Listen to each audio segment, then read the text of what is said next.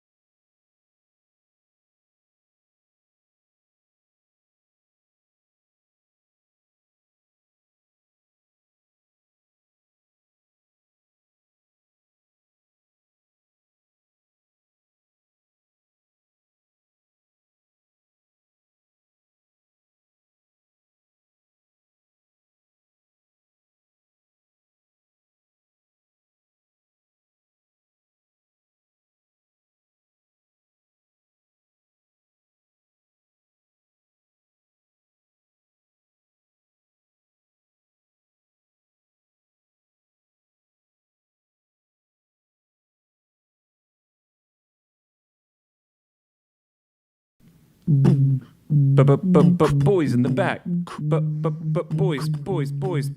What is good? We are back with another episode of The Boys in the Back. This time ahead of UFC 314 down in Miami. If you notice, we got the beach balls, we got the flamingos, the pink and the blue. I am one half, I guess 1/3. Someone corrected me last week. Yeah. I am 1/3 of The Boys in the Back. I am Connor. This is the man, the myth, the poser himself, the statue, Mr. New York Rick. How's Frankie doing back there? Yeah. The last third third one. of The Boys in the Back. Yeah, we don't have to do that, but I'm doing great. Thanks Was it for you? asking. Was it your burner that was like, Yeah, GC's so disrespectful. Always says one half of The Boys in the Back when there is three of us. I mean, look, we got you on the Right here on desk the right table. there. I'm right there. I appreciate it with the shades and everything. There's something wrong with your nose. It feels like your nose, something's going on. Yeah, my nose is it fell off. I had to glue it back on. Yeah, is that a recent picture? Very recent. Yeah, unfortunately, we are not in sunny Miami. We are in New York. Weather not quite as nice, but it'll do. And we still get to watch the card on Saturday night, which will be a phenomenal card. A scale of 1 to 10, where are we at? I'm at like I was thinking about this earlier in the week. I feel like I'm at like a 7 or 8. I'm really excited about this card, but I gotta be honest, like the buzz doesn't feel super high, and I think it's missing a little bit of that, just like somebody to take the energy and run with it. Maybe we'll get that at the press conference. Maybe later today, Jean Silva and Bryce will get into some kind of thing, or Patty and Michael Chandler. But it's kind of felt a little bit low key, a little ho hum right now. So I'm at like a solid 7. I'm excited about the card, but I need something to like push my energy up a little bit. When I was like really looking through it, as we have the card on the screen right now, when I was really starting to look through it, my excitement is at like a 9 out of 10. I'm excited for the press conference tonight. I can't wait. The main card is absolutely stacked. I feel like there's just a lot of fights that are going to end up having carnage. That's fair, and I'm with you. I really like the card, but don't you feel like there's just something missing? Like Maybe we usually get that by at the this press point in conference fight tonight. week, we get something. Like I'm just waiting for something. Media day, nobody really said anything. Yeah, That I've been really, watching like... the embeddeds. I'm getting pretty excited. All right, fair enough. We will get into all of hope I that. get We there. will get into Fight Feast for UFC 314. We'll do all our bets, our picks, and we'll debut a brand new segment, voicemails. Yes. We've got the number 415 SUP BITB. We got a bunch of voicemails, honestly, way more than I was expecting. We'll go through a few of those later and answer your super chats. But before we do any of that, last night we got some breaking news reported first by our very own Ariel Helwani. The GFL has postponed their first event, canceled. Don't say postponed. Ariel's gonna be mad. Up in the air right now, but the Memorial Day weekend double whammy is canceled. So let's go to Ariel Helwani standing by to give us all the information. Ariel, what's up, man? This was supposed to be your day off. Now here you are having to work. No days off in this business, guys. And thank you for saying that, Rick, because I was just about to get all, in my feelings. It's not postponed, it's canceled. In fact, I was just having that conversation with Frank and Andy before I came on, how that's a pet peeve of mine. Is it happening on May 24th and 25th? No. So that means it's canceled. And yes, they have canceled their first 2 events, the GFL, that is. I was hearing some whispers about this early portion of the week, reached out to Andy Foster of the California State Athletic Commission, and it's worth repeating the gold standard. And why do I say this? Because when I found out that they were going to hold their first 2 events in California, I did reach out to Andy, and he was very, very honest and forthright about his concerns and told me about the steps that he was making them go through in order for him to feel comfortable, give them the okay, and allow this to proceed. And unfortunately, his concerns kind of, they all kind of came to roost over the last couple of days. And it's a very unfortunate situation. I say unfortunate for the fighters. A lot of these fighters, tail end of their careers, looking for that one last payday. But let's be honest, a lot of us saw this coming. And so where do we stand right now? Right now, those events that were scheduled for the Shrine Auditorium in Los Angeles on the campus of the University of Southern California. There's 2 USCs out there, so it's confusing. There's the Trojans, there's the Gamecocks.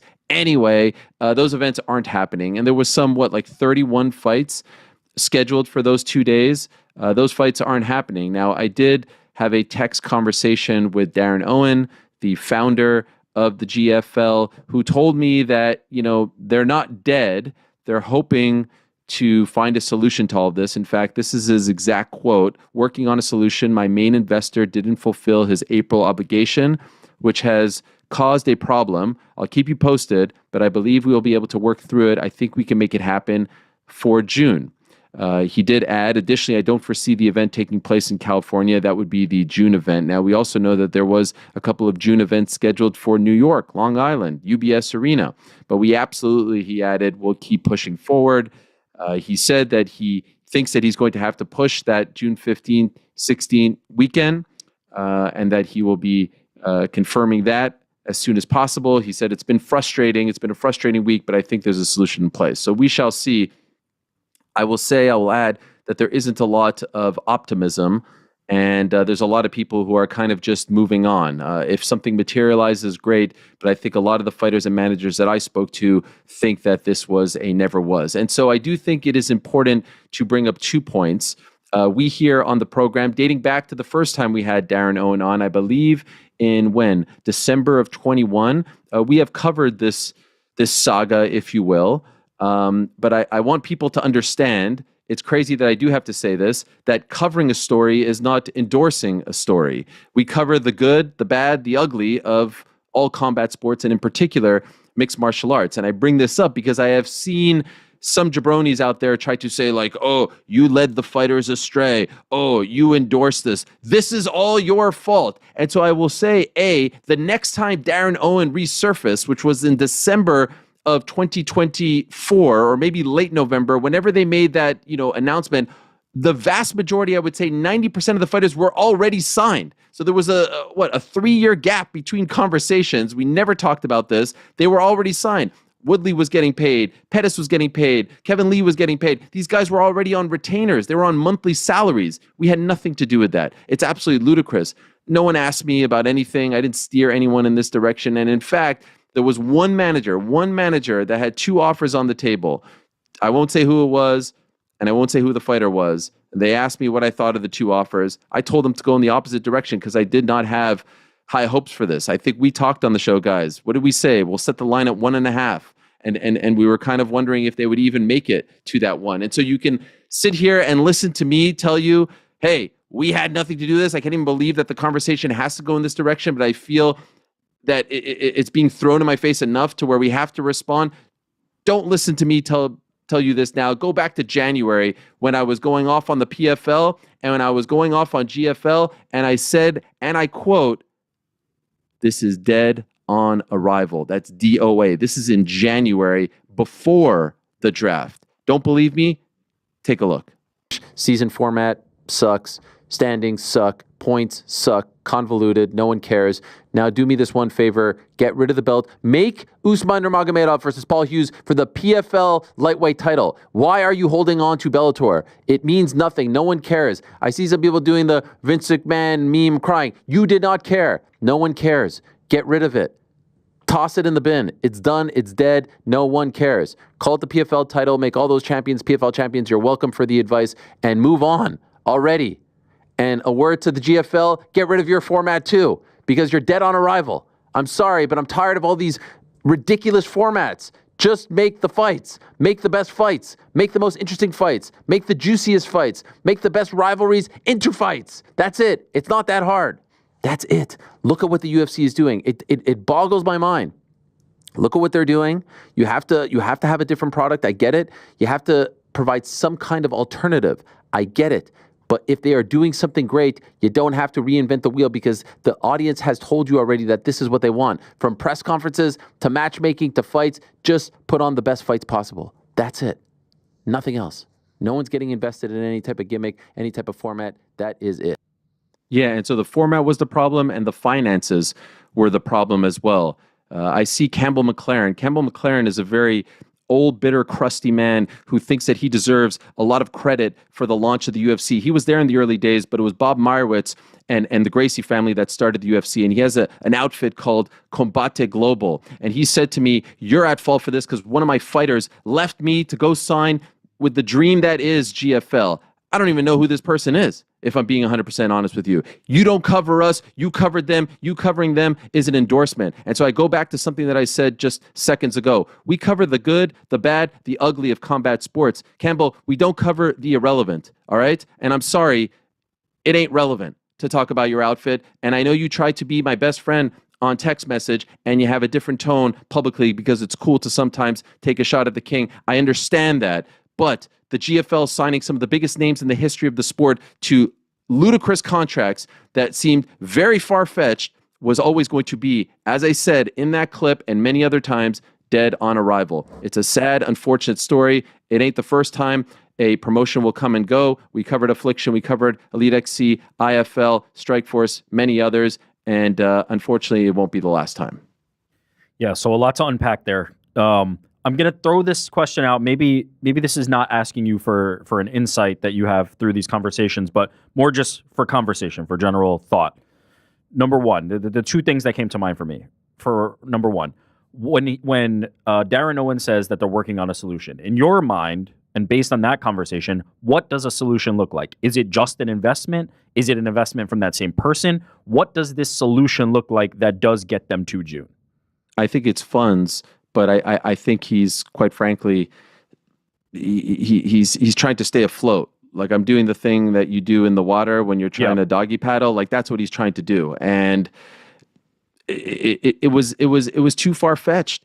You can't sign that many fighters to these massive deals when they're on the back nine. And again, my heart goes out to the fighters because who wouldn't want to believe in this? Who wouldn't want to sign up for this? All these fighters deserve all that and then some. I get it. But you have to build small. You have to work your way up. We've talked about the Strikeforce model back in the day. We've talked about, doing things the right way. It can't just be about these, big names and overpaying these guys. And you have to be strategic about overpaying this guy, that guy.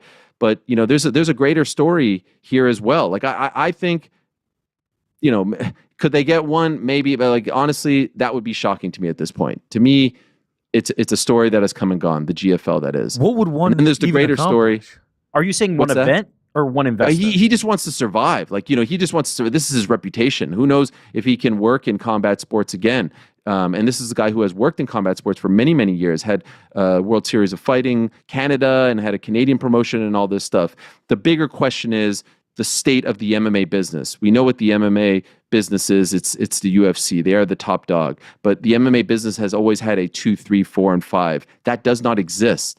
PFL isn't paying as much as they once did. The Bellator #2 brand doesn't exist. One isn't paying nearly as much for MMA fighters.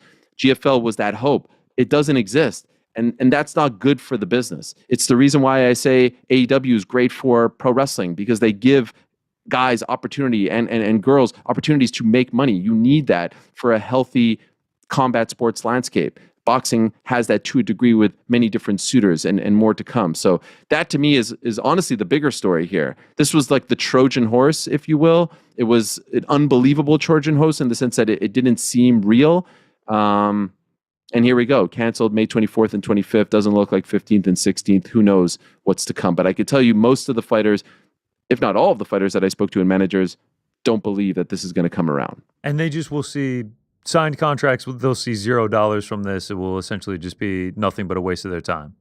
Actually, there are some lucky ones who got signing bonuses, who got monthly salaries. There are some people who made off quite well without having to do anything. Are there fighters that could take legal action against GFL for not seeing through their contract? I had a lawyer reach out to me who's a big MMA fan who brought up that exact point. It's a great question. Who said, if a fighter can prove that he turned down a deal to go this route, there's a potential route there. I'm not advocating for that. I'm not suggesting anyone do that. But he brought this up to me. He's like, look, this isn't as easy as just, hey, we're canceling the event. Sorry, everyone, go home. You know what I mean? Yeah, but and it could get dicey. It's even further muddled by the fact that they're calling it a postponement, right? Because they can say to you, no, we're going to pay you, but it's going to be at this future event that may or may not even happen. And B, unless I'm mistaken, they were not under exclusive deals, right? So it would be hard to say you were unable to do X because of Y when there was no exclusivity, right? They're able to compete for other promotions and then do that. I did hear from some promoters who felt like this dream was being fed to fighters. The salaries or the purses were so inflated that they were starting to feel like the marketplace outside of the UFC was getting very difficult to navigate because everyone was like, I'll just take this better deal from the GFL, when a lot of these promoters were feeling like that isn't going to come to fruition. You're making a mistake. Yeah, it's fantasy dollars. It's monopoly money. Yeah, essentially that's what I told this one person. That was my sense of the situation. And now they have to live with those actions. Okay, one more question for you. Again, just for conversation. I don't know if you'll necessarily have a specific piece of reporting on this, but to the point GC asked when you said they're trying to get one event done, what's the point of one event? And then even beyond that, what was the point from an investor or from Darren's perspective in investing in this and then pulling the plug, right? You've now spent all the money that you've said that some people made off pretty well. Right, like you made it this far. You got the poster out. You got the event booked. You got the fighters booked. You had everything ready to go. How did it trip up at the very last minute? Speaking of the poster, you brought this up. The real winner in all of this is the Cage Warriors admin, who is just spiking the football. I mean, they were in a beef like a month ago, and now. I mean, it's a 10-6 for the Cage Warriors. I mean, that's a dream day as a social media admin. Imagine waking up over in Europe and you're just like, wait, what happened to the GFL? Yeah, and you just get well done to that guy tweets. or girl or whomever that is. Well done to them. I just think they had an investor, and look, yeah, poster's good, lineup's good, draft's good, but think about how much it costs to put on an event. And what did we always say? You can't do this without a broadcast deal. And, that event was coming up in a month and a half with no broadcast deal. I know they had been talking to some people. Pay-per-view would have been a nightmare, would have been a disaster. You can't do this without a broadcast deal. That's how you get your funds, especially off the bat. Ticket sales a little bit, but, you're an unknown commodity. And so not having that upfront money is a death knell. And so my sense of it was, they could foresee a massive financial crater developing around them. And they said, I'm out. No mas. It's baffling because, and I think I've made this point on the Ariel Helwani show when we talked about this. If you were not ready to take a loss on this event, if you or this first series of events, you were in the business at the wrong time. You were not prepared for success. You were never going to make back the money. You said a pay-per-view would be, a disaster, a failure. Certainly, we can all agree that they would have sold no pay-per-views. The broadcast partners are not going to come in sight unseen, no content library, nothing to show, and go, we're going to hand you a lot of money. This had to be a loss. You were going to have to take a bath on this event and the subsequent 5, 6, 7 events. So if the thought process was we were going to recoup some of this, whether it be on ticket sales or pay-per-view or broadcast rights, it was sorely mistaken from the jump and probably should have never been invested in. I mean, but it was going to be like a historic loss. The numbers that I was hearing, 7 figures. Oh boy, it baffled. And again, I don't blame the fighters for saying, yes, this is the greatest 401k of all time. You know what I mean? Yeah. I do not blame them for saying this or for believing this. But man, I hate to say it, it just felt too good to be true from the get-go. And there were so many signs and little things, right? Like the format, the graphics, the draft. Like, it's like, there was nothing there to say like, oh, they've got it. Like, they need to figure this out. Like, if they navigate, these are smart, savvy, sharp people behind this. It just did every step of the way felt like another red flag until this one. And again, Andy Foster. And by the way, another red flag, if you're going to do this and you're going to be a fledgling upstart promotion, why do you go to the strictest commission of all time? Why would you go there? This is the type of thing that you do in like Texas or Florida or one of those commissions, Wyoming, Montana. You don't go to Andy Foster. You don't go to the gold standard who's going to like hold your hand and keep you accountable every single step of the way. That was another red flag. I can't speak for Darren Owen or the GFL, but I imagine it was one of the same things that inflicted them in other areas, which is their fight was for legitimacy, right? Everything they did was to try to run before they walked, right? They are trying to sign all the biggest names outside the UFC. They are trying to go to the California Commission. They're trying to do all these things to establish themselves as legitimate. But the problem was they didn't even have anything to fall back on. They were not a small promotion that all of a sudden came into some money or investment or figured out a way to kind of expand and grow. They had nothing. They were starting from scratch and they were just running before they walked. But I imagine it was more of that, just having to say, hey, we're going to California because that's what the biggest promotion would do. We're signing all these big name fighters because that's what the biggest promotion would do. And unfortunately, they were not that promotion. That is just the reality of it. Maybe this will go off in June. I don't think wish it does. one way or How another. could you possibly trust that it's going to? I mean, they completely set this up to the point where they were going to have an event and now it's canceled. Well, if you were an investor, the question you have to ask yourself is, what am I investing in? Well, also, what's the return on one event? Yeah.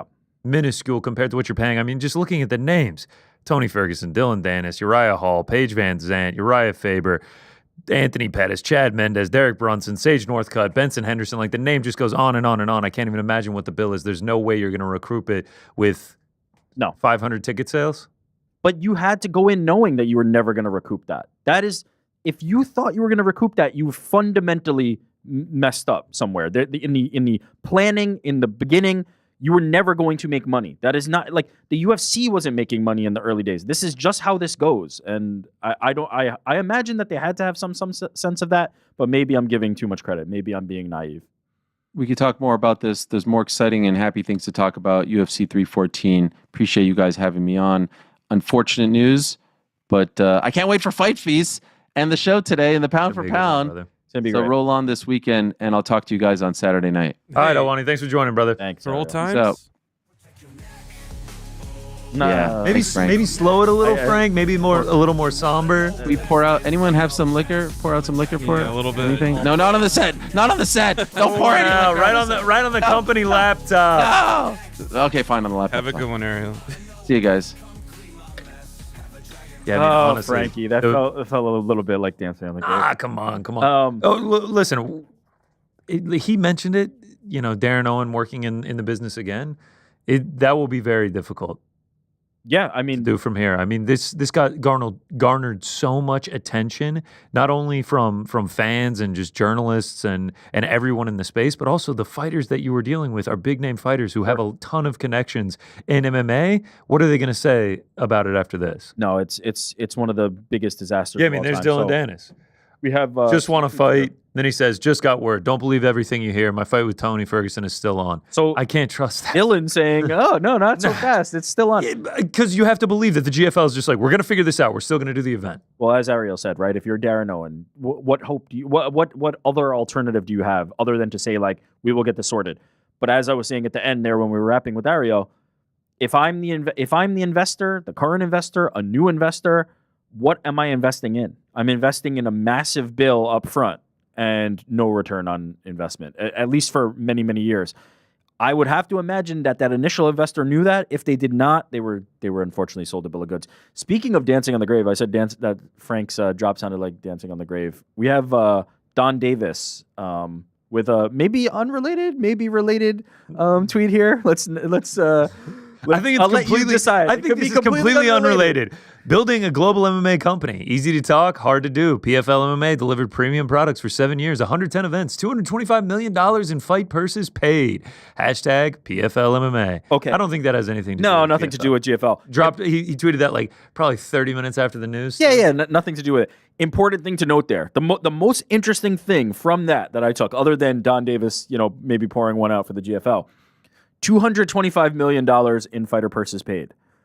That's not including event, putting on the event, securing the broadcast partners, doing all those things that are additional ancillary. The transportation for everybody during fight week. The bill continues to grow and grow. So that's 225 just on the fighters.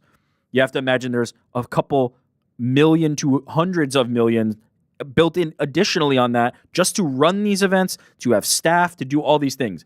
If you were somebody on the investment in the early investment for the GFL, these are the numbers that you're looking at. And so if you thought for 1 second you were going to make money in the beginning, I just don't know what to say. It would have been a catastrophic error on their part. Hundreds of millions. Hundreds of millions you have to lose. Yeah. There's no way the PFL has been profitable to this point. 0% chance. They're going to they're going to say they probably were. 0% chance. I know. I was just about to say 100% chance there's no way they've profited. There is 0% chance they have profited. Zero. That is all lost money. Now, they've built something. They have a brand, and so you have to spend to make. You have to invest in this. And now they have a position as ostensibly the number 2 company in MMA behind the UFC. But that cost that they paid to get to there was monumental. And so if you thought you were going to just sign all these fighters and put on this first event and you're going to make that back, it's just a fallacy. Shout out to Bare Knuckle also. Another promotion that's fighting their way through the mud. But that's the thing with them.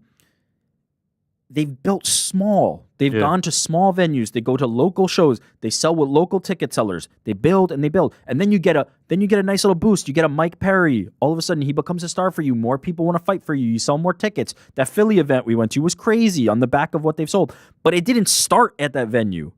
It started many, many small venues before that. You get Conor McGregor to invest. You have to take these steps. Also, think about like Mike Perry branching off of BKFC and he starts the Dirty Boxing Championship. They do like an ancillary, just like fake almost fight night with Yoel Romero, unbroadcast, just like, let's see if it'll work. And then they do another one. It feels like what the GFL was trying to do on Memorial Day weekend should have been what they were doing after they had a year under their belt. 5 years.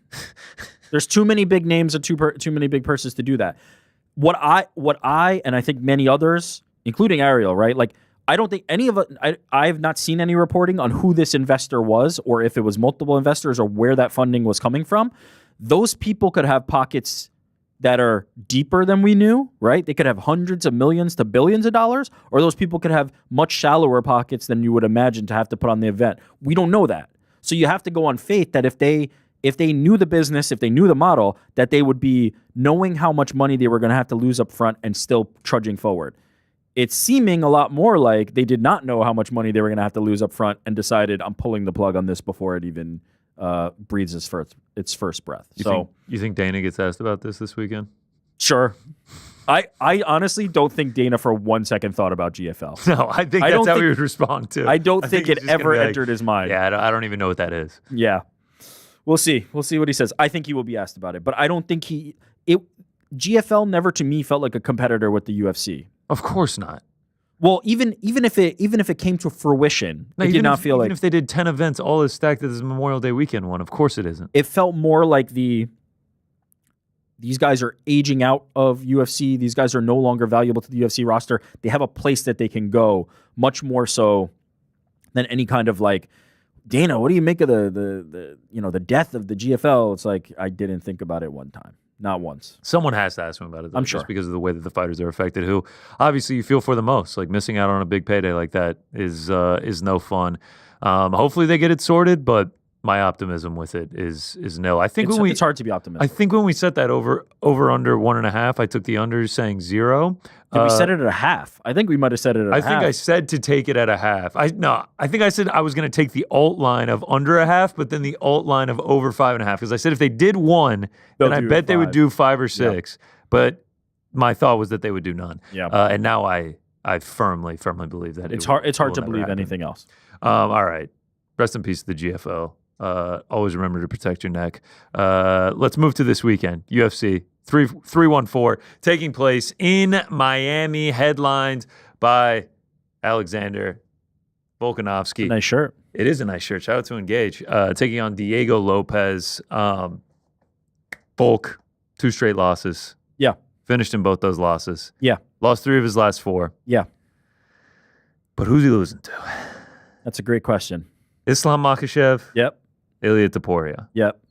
And Islam Makhachev again. Two to Right. I'm saying the two people he's Yeah. lost to in those three is Islam Makhachev, Ilia Topuria, arguably pound for pound.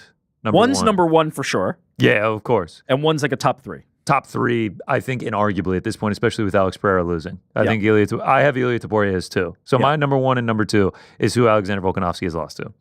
He's obviously getting older, fighting at a lower weight class, 145. But man, it's hard to not believe, especially with the time that he's taken off, that we're going to see a very good version of Alexander Volkanovski this weekend. I don't know. I mean, the unfortunate part is, as we've kind of been learning, and these stats about, nobody over 35 and this and that, and have continued to roll on, and they've been proven to be prophetic to a certain degree, right? To a certain degree, I think it's like 2 and 30 under welterweight, over 35 in championship fights. Yeah, it's not happening. I would make the argument that maybe we're operating in a vacuum when we put too much stock into those stats, right? We're not using the context. The first thing I'd point to is the thing that you said, which is Islam Makhachev times 2, Ilia Topuria. Most fighters, period, in their primes of their career, in the best portions of their career, are going to lose to those two fighters. It doesn't matter if they're 35. It doesn't matter if they're 25. Most people fighting those two fighters will lose every single time because they are... Islam has one loss. I don't think that loss would ever happen again if he were to fight the same competitor. Shout out to Davi Ramos for Ariel. And for Ilia Topuria has never lost. So we're looking at two guys who just don't lose. And for Volk to lose to them, I think that context is more important when you think about like some of these other fighters that we're talking about. It may not have necessarily been that level of competition that they were losing to when we're looking at these statistics. So I think that's one thing to point to. The other thing I'd point to is 2 of those fights were against a guy at a bigger weight class. Volk was losing to Islam Makhachev, but he was losing to him at 55. I don't think Volk is suitable for 55, quite frankly. Like, I don't think he can be a 55er. I think he will do his best work at 45. I think that's where he should remain, and that's where he belongs. I think he's just... He's stocky. He's got a wide back, but he's just small, and I don't think he's going to do well against the longer, taller guys at 55. And so another point of context for me is like, really at 45, it's really just Topuria. Like it's a loss to Topuria. That's what stands out to me is like, if you put these things in proper context, I'm still feeling like Volk is probably still the Volk of old. He ran into a guy in Ilia Topuria who's one of the greats right now. And against a guy like Diego Lopez, if the Volk that fought Max Holloway, if the Volk that showed up in that even in that first Islam Makhachev fight fights Diego Lopez, I still am feeling him. I still am picking him. I still think that guy is well-rounded enough and good enough to get the job done. What I'm not factoring in and could potentially come back to bite me in saying that is there is a point where you just hit the age and it falls off a cliff. There is just that day where you wake up and overnight you are not the same guy that you were anymore. The reflexes are a little slower. The skills are not as sharp.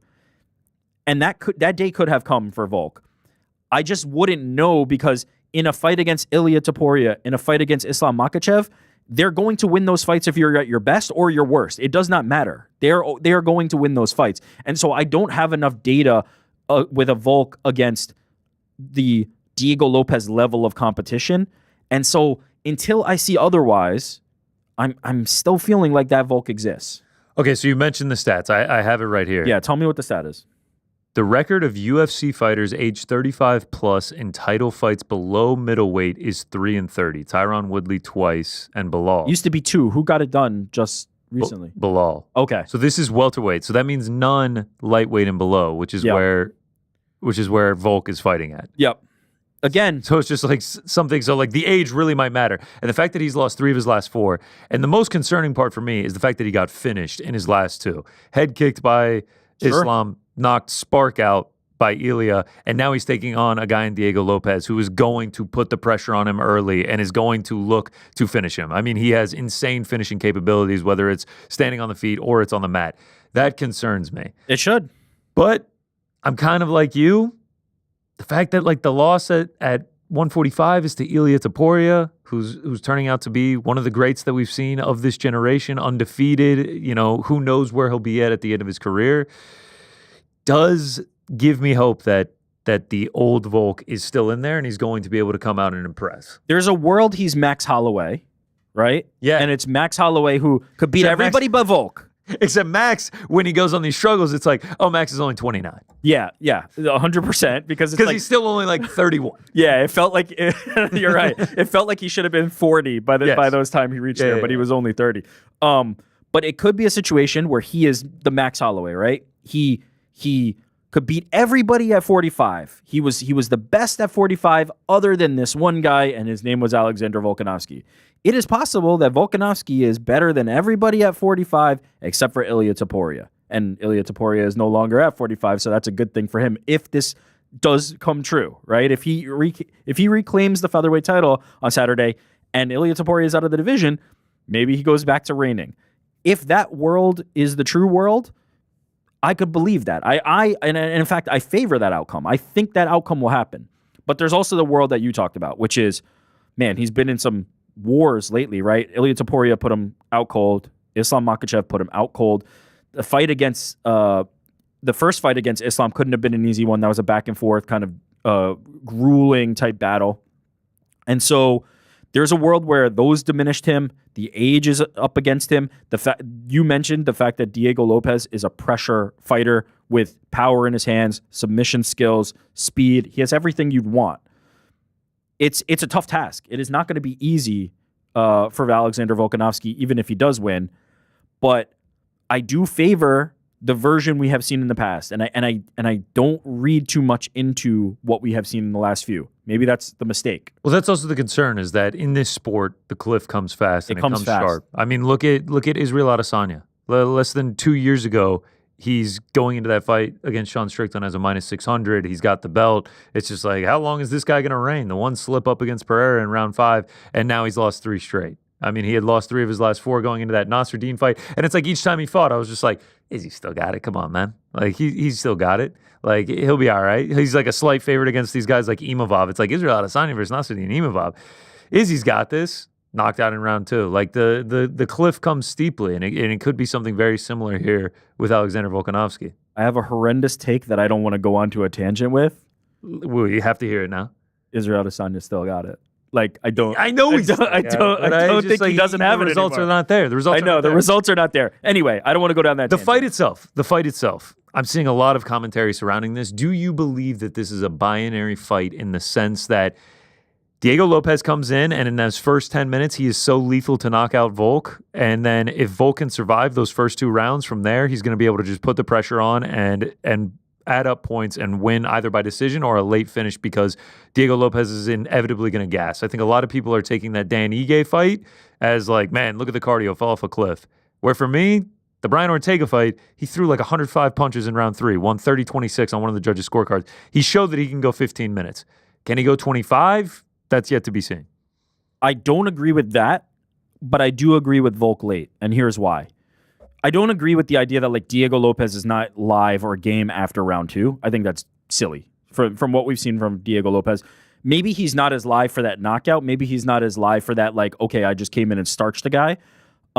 Maybe the power is going to fade, but he's still going to be very capable in the late rounds and still be very dangerous in late rounds. I don't buy that. But what I do buy is we have seen Alexander Volkanovski before in the later rounds figure people out. We have seen Max Holloway have some early success against Volkanovski, and then by round 3, Volkanovski had downloaded all that data, and he found the game plan to win. So I would be much more leaning toward the idea of Volk figures him out late, not Diego fades late. I need it because I'm with you. I don't think Diego turns into a punching bag in rounds. I don't believe in rounds 4 and 5. I think he's still going to be able to put up a fight, of course, but I do obviously favor, as the fight goes on, a guy in Volkanovski who's gone 5 rounds more than I can count to. The longer the fight goes on, it's obviously going to favor Volkanovski, but I don't think it's this like, we start round 3, Volk minus 10,000 on the live line. Like, he did it. He made it through the first 10 minutes. Diego Lopez has completely gassed. The fight is over. Volk's going to run away with it from here. Who do you think has more ways to win? Man, I do think that the key for Volk is like, especially those first 5 minutes, like figuring out how Diego is going to attack the fight, how Diego is going to come forward, getting used to his rhythm and how he's approaching the fight, I think is going to be nervy minutes if you're cheering for Volkanovski or if you're in Volkanovski's camp. But man, once you get through that first 5, like I am with you. I think Volkanovski's experience and his ability to get better as the fight goes on lends more options for him. Yeah, and I think that's where I ultimately fall. Like, I do believe that Diego Lopez can knock out Alexander Volkanovski. Of course we have just seen him knocked out twice in a row. Of course he can. I don't ultimately think he will. I don't foresee that outcome. I don't think that that's the likeliest path. It can happen. But he has that potential early. He probably has the submission potential, right? If it's on the ground, you have to imagine that submission for submission, he's going to be a more capable submission artist.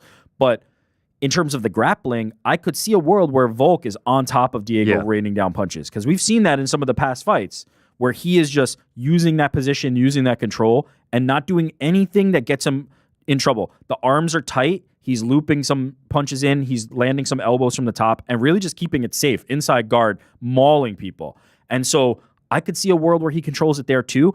I think Diego might have more ways to finish the fight, but I do think Alex is going to have more ways to potentially control and then win the fight. I 100% agree with that. The finishing upside is on Diego Lopez's side, but the longer the fight goes, I do favor Volk. It could happen on the ground and he's just on top. Fascinating. It could happen on the feet, and I think he'll be able to figure it out.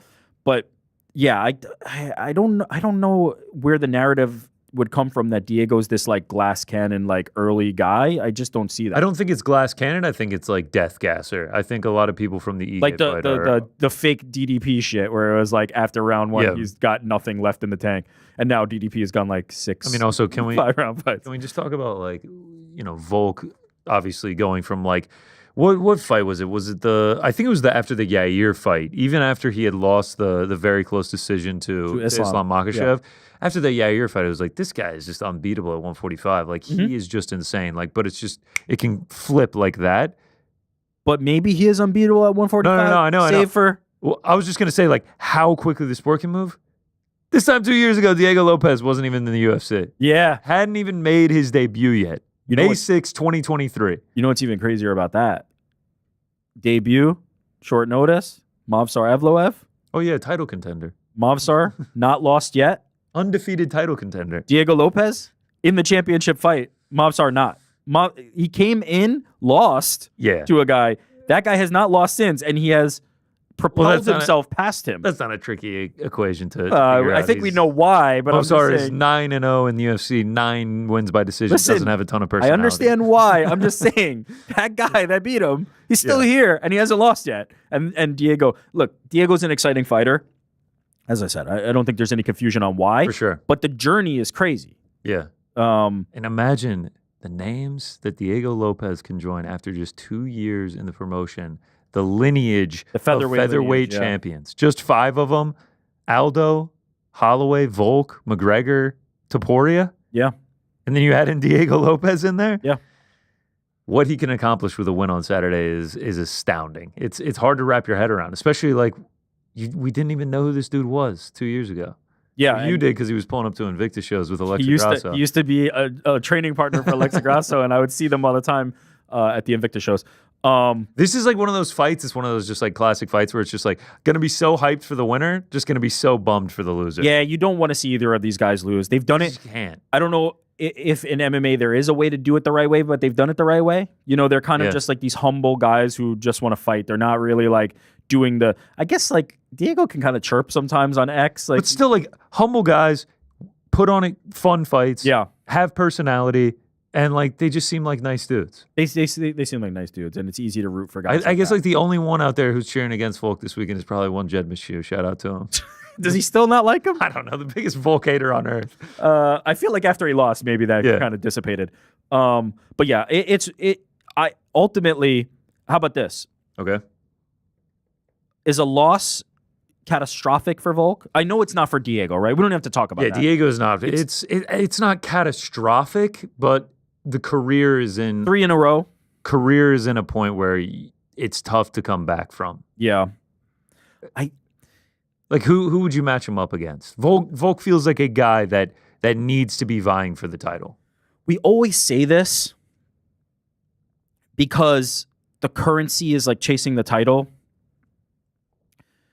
But Max Holloway and Michael Bisping and guys like that continue to be my example. It's just not, it's never over with the loss. It's never over. There are ways to refresh yourself. There are ways to figure it out. If you beat enough people, you will ultimately get back to the title. How many times did I have to hear Michael Bisping will never get back to the title? How many times did I have to hear Max Holloway will never fight for a title again? Never. He's lost to Volk so many times, he'll never fight for a title again. And he's fighting Ilia Topuria for the title. I guess my only argument against that is the age. 36 now. The age hurts him. The age hurts him.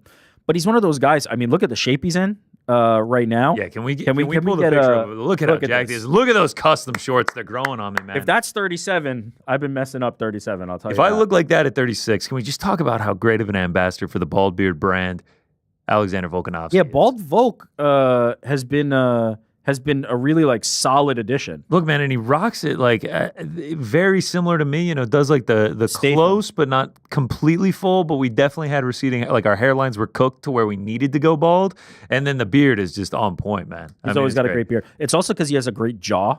His jaw is fantastic. Oh, yeah. Great jaw. Weird. Nice head shape, too. Yeah. Nice head shape, too. I mean, I know it wasn't easy to shave it, but also when, like, you're one of the pound-for-pound best in the world, it's like, who gives a fuck what my hair looks like? Fair enough. Shorts look great, though. No, might have to buy a pair. Yeah, No, look at please. those. Look at that. They're on sale now. Jesus I'm Christ. gonna have to cop a pair.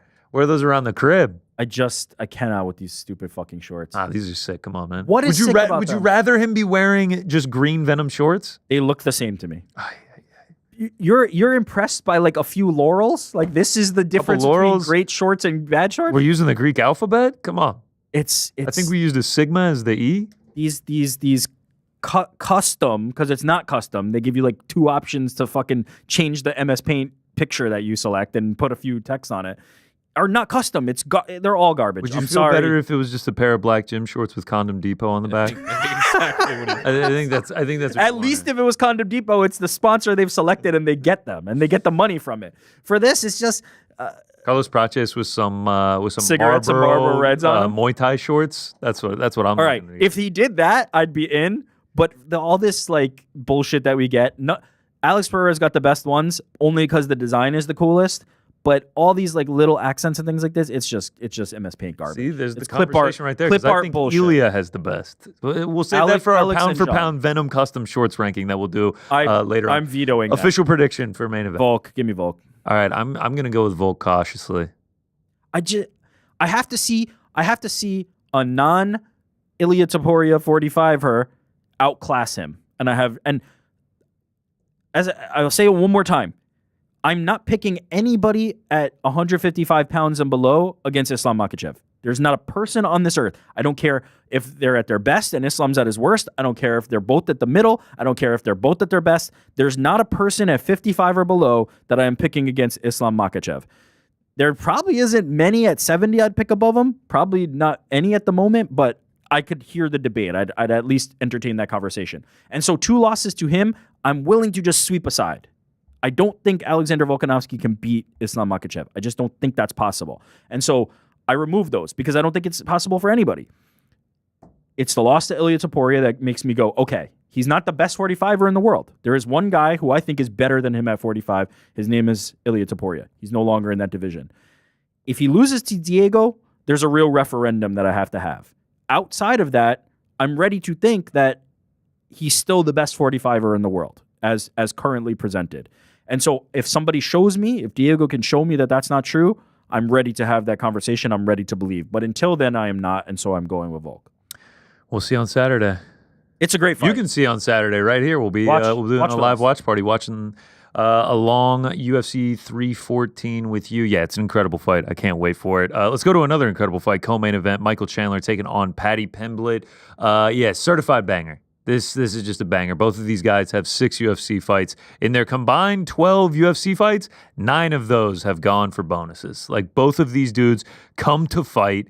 They put on shows for the fans. They have finishing capabilities. I don't see how this one doesn't end up being exciting. I'm not gonna kiss a death. Like last week, I was like, oh, the co-main killers in the Apex. Most boring fight on the card. Pat Sabatini just grappling for 14 minutes and 59 seconds. Not gonna go ahead and jinx that. Could go to a decision, but I think it's gonna be exciting either way. But man, it is one of those fights that I just don't really know what's going to happen. I understand Michael Chandler on a bad run of late, 2-4 in his UFC career. Patty 6-0 in his UFC career. But the difference is, who have they been fighting in those 6 fights? Michael Chandler is Dan Hooker, who's number 6. Dustin Poirier, who's number 5. Charles Oliveira, who's number 2 twice. Justin Gaethje, who's number 3. And then Tony Ferguson, who was number 7 at the time. Paddy Pimblett is Luigi Vendramini, Rodrigo Vargas, Jordan Levitt, Jared Gordon, Tony Ferguson as well, and Bobby Green. I would go as far to argue that Michael Chandler probably goes 6-0 in those 6 fights as well. Yeah, I'm going to say yes. So I'm not wildly concerned about the run as of late. I think this is easily the toughest test Paddy Pimblett has had in his entire 25-fight career. And it might be Michael Chandler's easiest test. At least in the UFC. Tony Ferguson, maybe. At that point in Tony's run. I know, because he was number 7, but he was on such a bad run. It was such a bad run, and he kicked his head off anyway. We'll always have Tony round 1. That was I think he won round 1 on all 3 judges' scorecards. It's a fascinating fight to me. Chandler's going to bring the fight to Paddy. He is going to make him uncomfortable. How Paddy reacts to that, I just don't know. I think Paddy, sometimes because of the persona he gets underrated a bit. I think that's correct. I think by his fans he gets overrated, but then he has so many detractors that he also gets underrated. He's nasty on the ground. He can hold his own on the feet. It really is it's a fascinating fight, man. Yeah, I agree with you 100% about the way that Paddy is kind of viewed, right? His fans are so loud and so vocal. He himself is so loud and so vocal that it makes it your natural instinct, your natural reaction is to be like, no, you're not as good as you say you are. But that puts you into a difficult position because when you have to defend that, when you actually look back at the resume, you're like, actually, he hasn't lost yet. He's doing pretty good. Like the guy's actually better than I probably want to give him credit for. So I agree with that completely. When we talked about, somebody asked us on the nose on yesterday, what are the 2 fights? We had to pick 2 fights, or maybe it was a super chat. What are the 2 fights on this card that we're looking forward to the most, or that we have to see? This was one for me. This is my number 1. I love this matchmaking. I love the fact, as you said, that Michael Chandler is coming off the toughest opposition you could possibly face. And Paddy Pimblett, this is a huge step up. They're meeting at the perfect time to see, okay, can Michael Chandler still do it in this division if it's not against the top guys in the world? And can Paddy Pimblett take that next step up because Michael Chandler is going to give him his toughest challenge? I'm extremely compelled by this fight. The question I have about this fight is the same question I have about every single Michael Chandler fight. Is he going to walk out and try to slug with people, or is he going to use his wrestling for the first time? Is he fighting for the fans, or is he fighting to win the fight? If Michael Chandler tries to wrestle with Paddy Pimblett, at least mixing in the wrestling with the striking, I think he will be very, very, very successful. Even against Dustin Poirier, we kind of saw it. Dude, right? He was winning that fight. He was winning that fight until Poirier got the choke. And Dustin Poirier, I think, is better than Paddy Pimblett. I'm going to say that now. Maybe this will come back to bite me. Maybe Paddy will prove to be something better than that. But against Dustin Poirier, that version of Michael Chandler, to me, looked like one that will beat Paddy Pimblett. Are we going to see that version is the question I've asked on every single Michael Chandler fight that has happened since. Because most of the time, he really just he's become this guy, and it almost I think hurts him a little bit, if I'm being honest. He's gotten this reputation of, I'm the bonus king, I'm the fight of the night guy, I'm the fight of the year contender guy, and he's walking in there to try and do these incredible things and scrap with people. If he just wants to win, I think the path to victory is pretty clear for him. And I think it's a very achievable path to victory. It's you strike when you need to strike, because I think he's going to be at least equal with Paddy there. I think Paddy gets his striking is a little bit underrated. It's kind of decent and effective. It's not, look, the one knockout, I think, how many UFC knockouts does he have? I can tell you right now. I think he only has one, but you tell me. I mean, he has several subs, 3 subs, 1 KO. Yeah, the one knockout I think accepted, which against Vendramini. He knocked him out pretty well. Yeah, honestly, if he wrestles, there is a concern. Paddy is slick on the ground. Subs. Yeah, Michael's just such a good. he's such a good MMA fighter. He's been doing this so long. I think he'd be able to keep himself safe. I do agree with you, though, on one point that you made about the matchmaking. I absolutely adore this matchmaking. Yeah. It's just like perfect because two big stars that are going to come in and put on a show. And if like you're trying to continue the Paddy train to rise, it's like you're giving him a number 7 guy and a name on a card in Miami that's going to deliver an exciting fight. It's like if he goes out there and wins this, especially if he finishes Michael Chandler, it's just like rocket ship, get the kid a top 5 fight.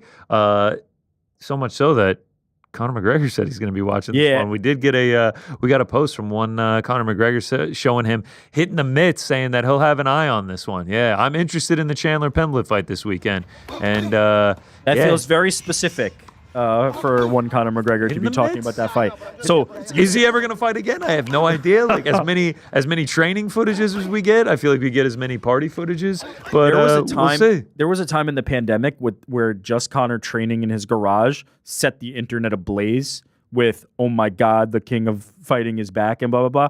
Now, I don't think it has quite that same impact. But I do think it's interesting that he called out or focused on these two in particular, because they feel like a great next fight for Conor McGregor. So you mentioned top 5. Maybe it's not top 5 at all. Maybe Paddy Pimblett's next fight is against one Conor McGregor, because I think that would be big box office. Can you imagine? I think it was Paddy Power or some European sportsbook put out odds, and it was like, will Paddy fight Conor McGregor before the end of 2020? And it was like something like only like 3-1 or something. It was like, while he was still in Cage Warriors back in like 2019. I'm very interested to see if Chandler lands flush on Paddy. I know he's got the Scouser chin, or as Cody Garbrandt likes to say, the Sorcerer's chin, and they don't get knocked out. But I'm very interested to see. Time to work, baby. See you at the top. It's Michael Chandler. I've been loving his content all week. Just this build up, just him eating steak, cold steak. See at the top, taking 1 million supplements. See at the top. I can't wait for this one. I'm not really sure what's going to happen, but it's just going to be tune in and enjoy. If it just becomes a striking battle, who wins? I say Chandler. You think Chandler because of the power? I think because of the power and just the ferocity. I think he's going to be able to land big on him. But who knows? He throws winging punches and opens himself up to it. Sir, and by the way, like I don't think Paddy's like outclassed on the feet either. Like I think if Michael Chandler decides to strike with Paddy, I don't think it's going to be some kind of like unbalanced kind of mismatch thing. I think Paddy's going to be capable on the feet against Chandler. Does Paddy try to take it to the ground? Yeah, I think he does at some point. I think he goes for a takedown. Yeah. Does he have success there? I don't know. I don't think so. I don't know. Yeah, I'm wondering. I just feel like Michael Chandler has the tools to win this fight. I wonder if he will use them. That's where I'm ultimately at. That's everything with Michael Chandler. But I can't wait for that one. This is a certified banger. Can't wait for it. Perfect co-main event. 5 rounds too. Crazy that they did that. Love it. Sign me up for all of that. What do you think? Does it go all 5? I'm going to say no because it's a Michael Chandler fight, but I got proven wrong. I remember sitting right here in November and being like, Michael Chandler, Charles Oliveira, no way. Government handout, his fight doesn't go to a decision. It's only 20% ROI, but you got to take it. Yeah, it went to a decision. So I'm not going to sit here and jinx anything, but cannot wait for that one. I think even if it does go 25, it's a wildly exciting fight. Chandler 38?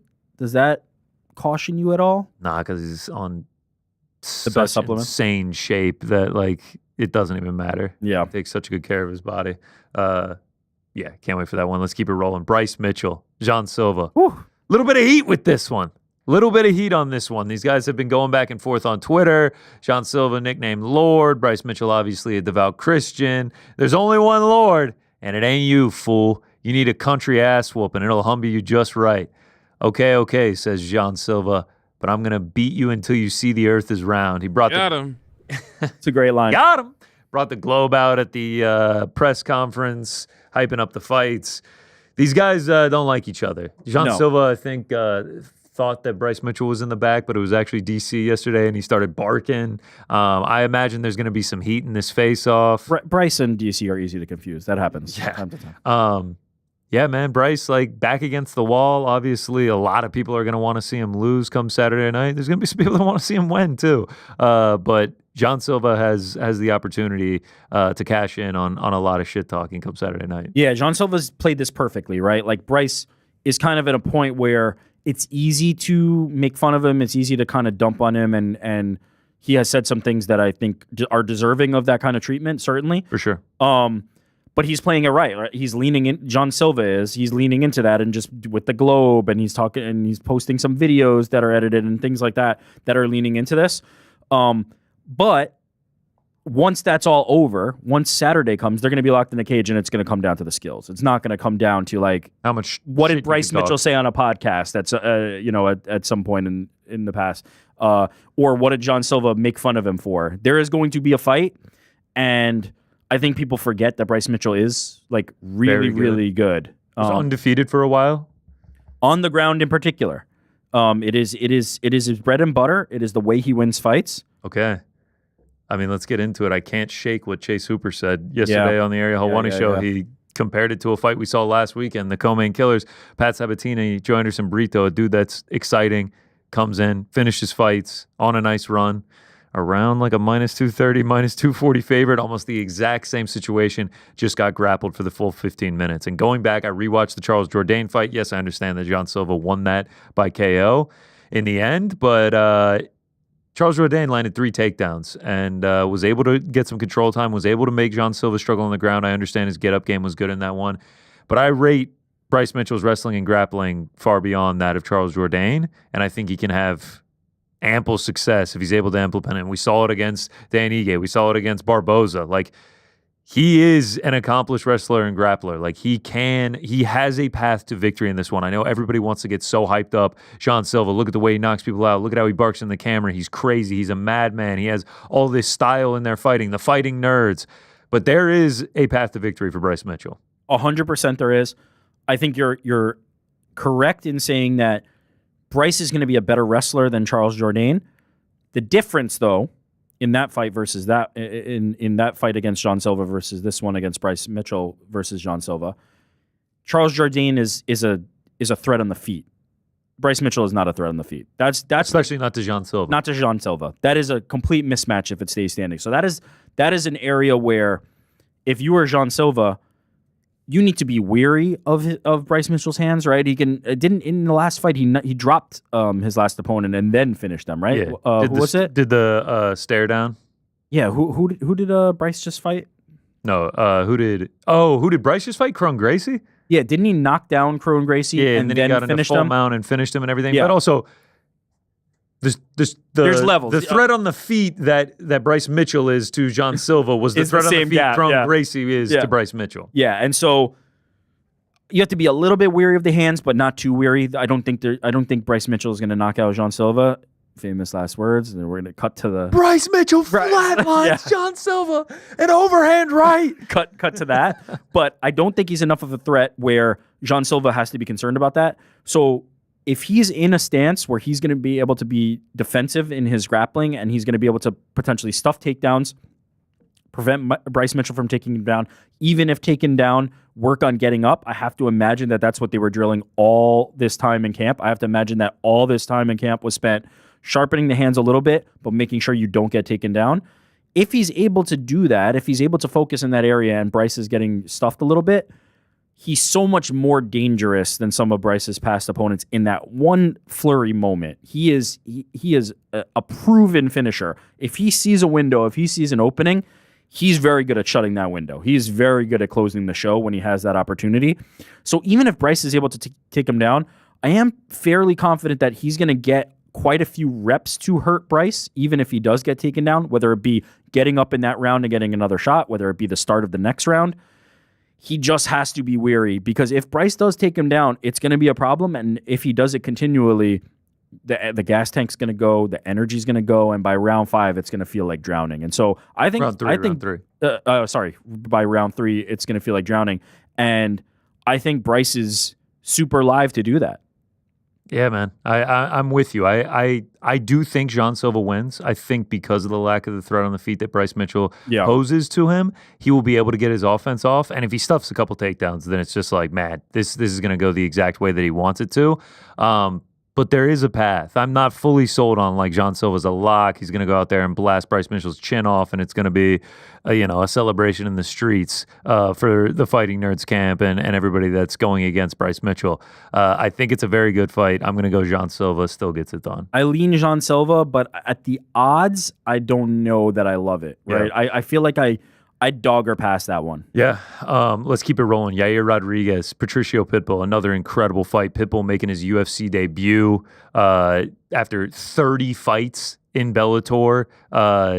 I think 17 of them were for titles. Like, he has fought the best of the best, and now at 37 years old, he gets to make his long-awaited UFC debut, and it's not an easy task. Yair Rodriguez is a skilled striker. He's going to be 5 inches taller, 5 inches of reach, 5 inches younger than Patricio Pitbull. But, man, if anyone's up for the task from Bellator, Patricio Pitbull is a good one to take. Yeah, I think this one was my second. I said there were two that I'm looking forward to the most. This is my second one. It was Chandler, Paddy Pimblett, and it's this fight. I'm really interested to see what Pitbull looks like against this level of UFC competition. This is what I have been waiting for. And so we have some clues, right? We've seen Michael Chandler against UFC competition, and he looks fine. He's against the top guys. Granted, he's Record's losing not some great. of these fights. The record is not great. But it's not like he's just getting obliterated in these fights. He's hanging in there. Even against Charles Oliveira, in that 5th round, he's the one pushing forward. He's the one trying to finish that fight. MVPs looked fine, right? Again, now, if you were the pessimist, if you're looking at the glass half empty version of that, they haven't had ultimate success, right? They haven't been extremely successful in getting all these finishes. They haven't looked like as good as the guys they looked in Bellator. So that's something to note.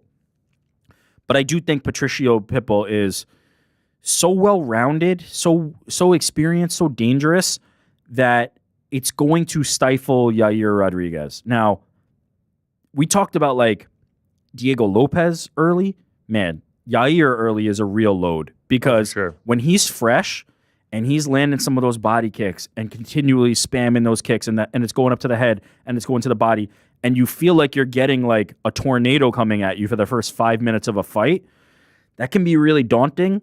I just don't imagine that Patricio Pitbull is the type of guy who wouldn't be ready for that or who wouldn't have felt like, okay, this is what I prepared for and being able to weather that storm and then come back later. But it is danger. It is always danger when Yair Rodriguez is in the cage with you. He is a terror, and especially early when he is fresh and he's just kicking.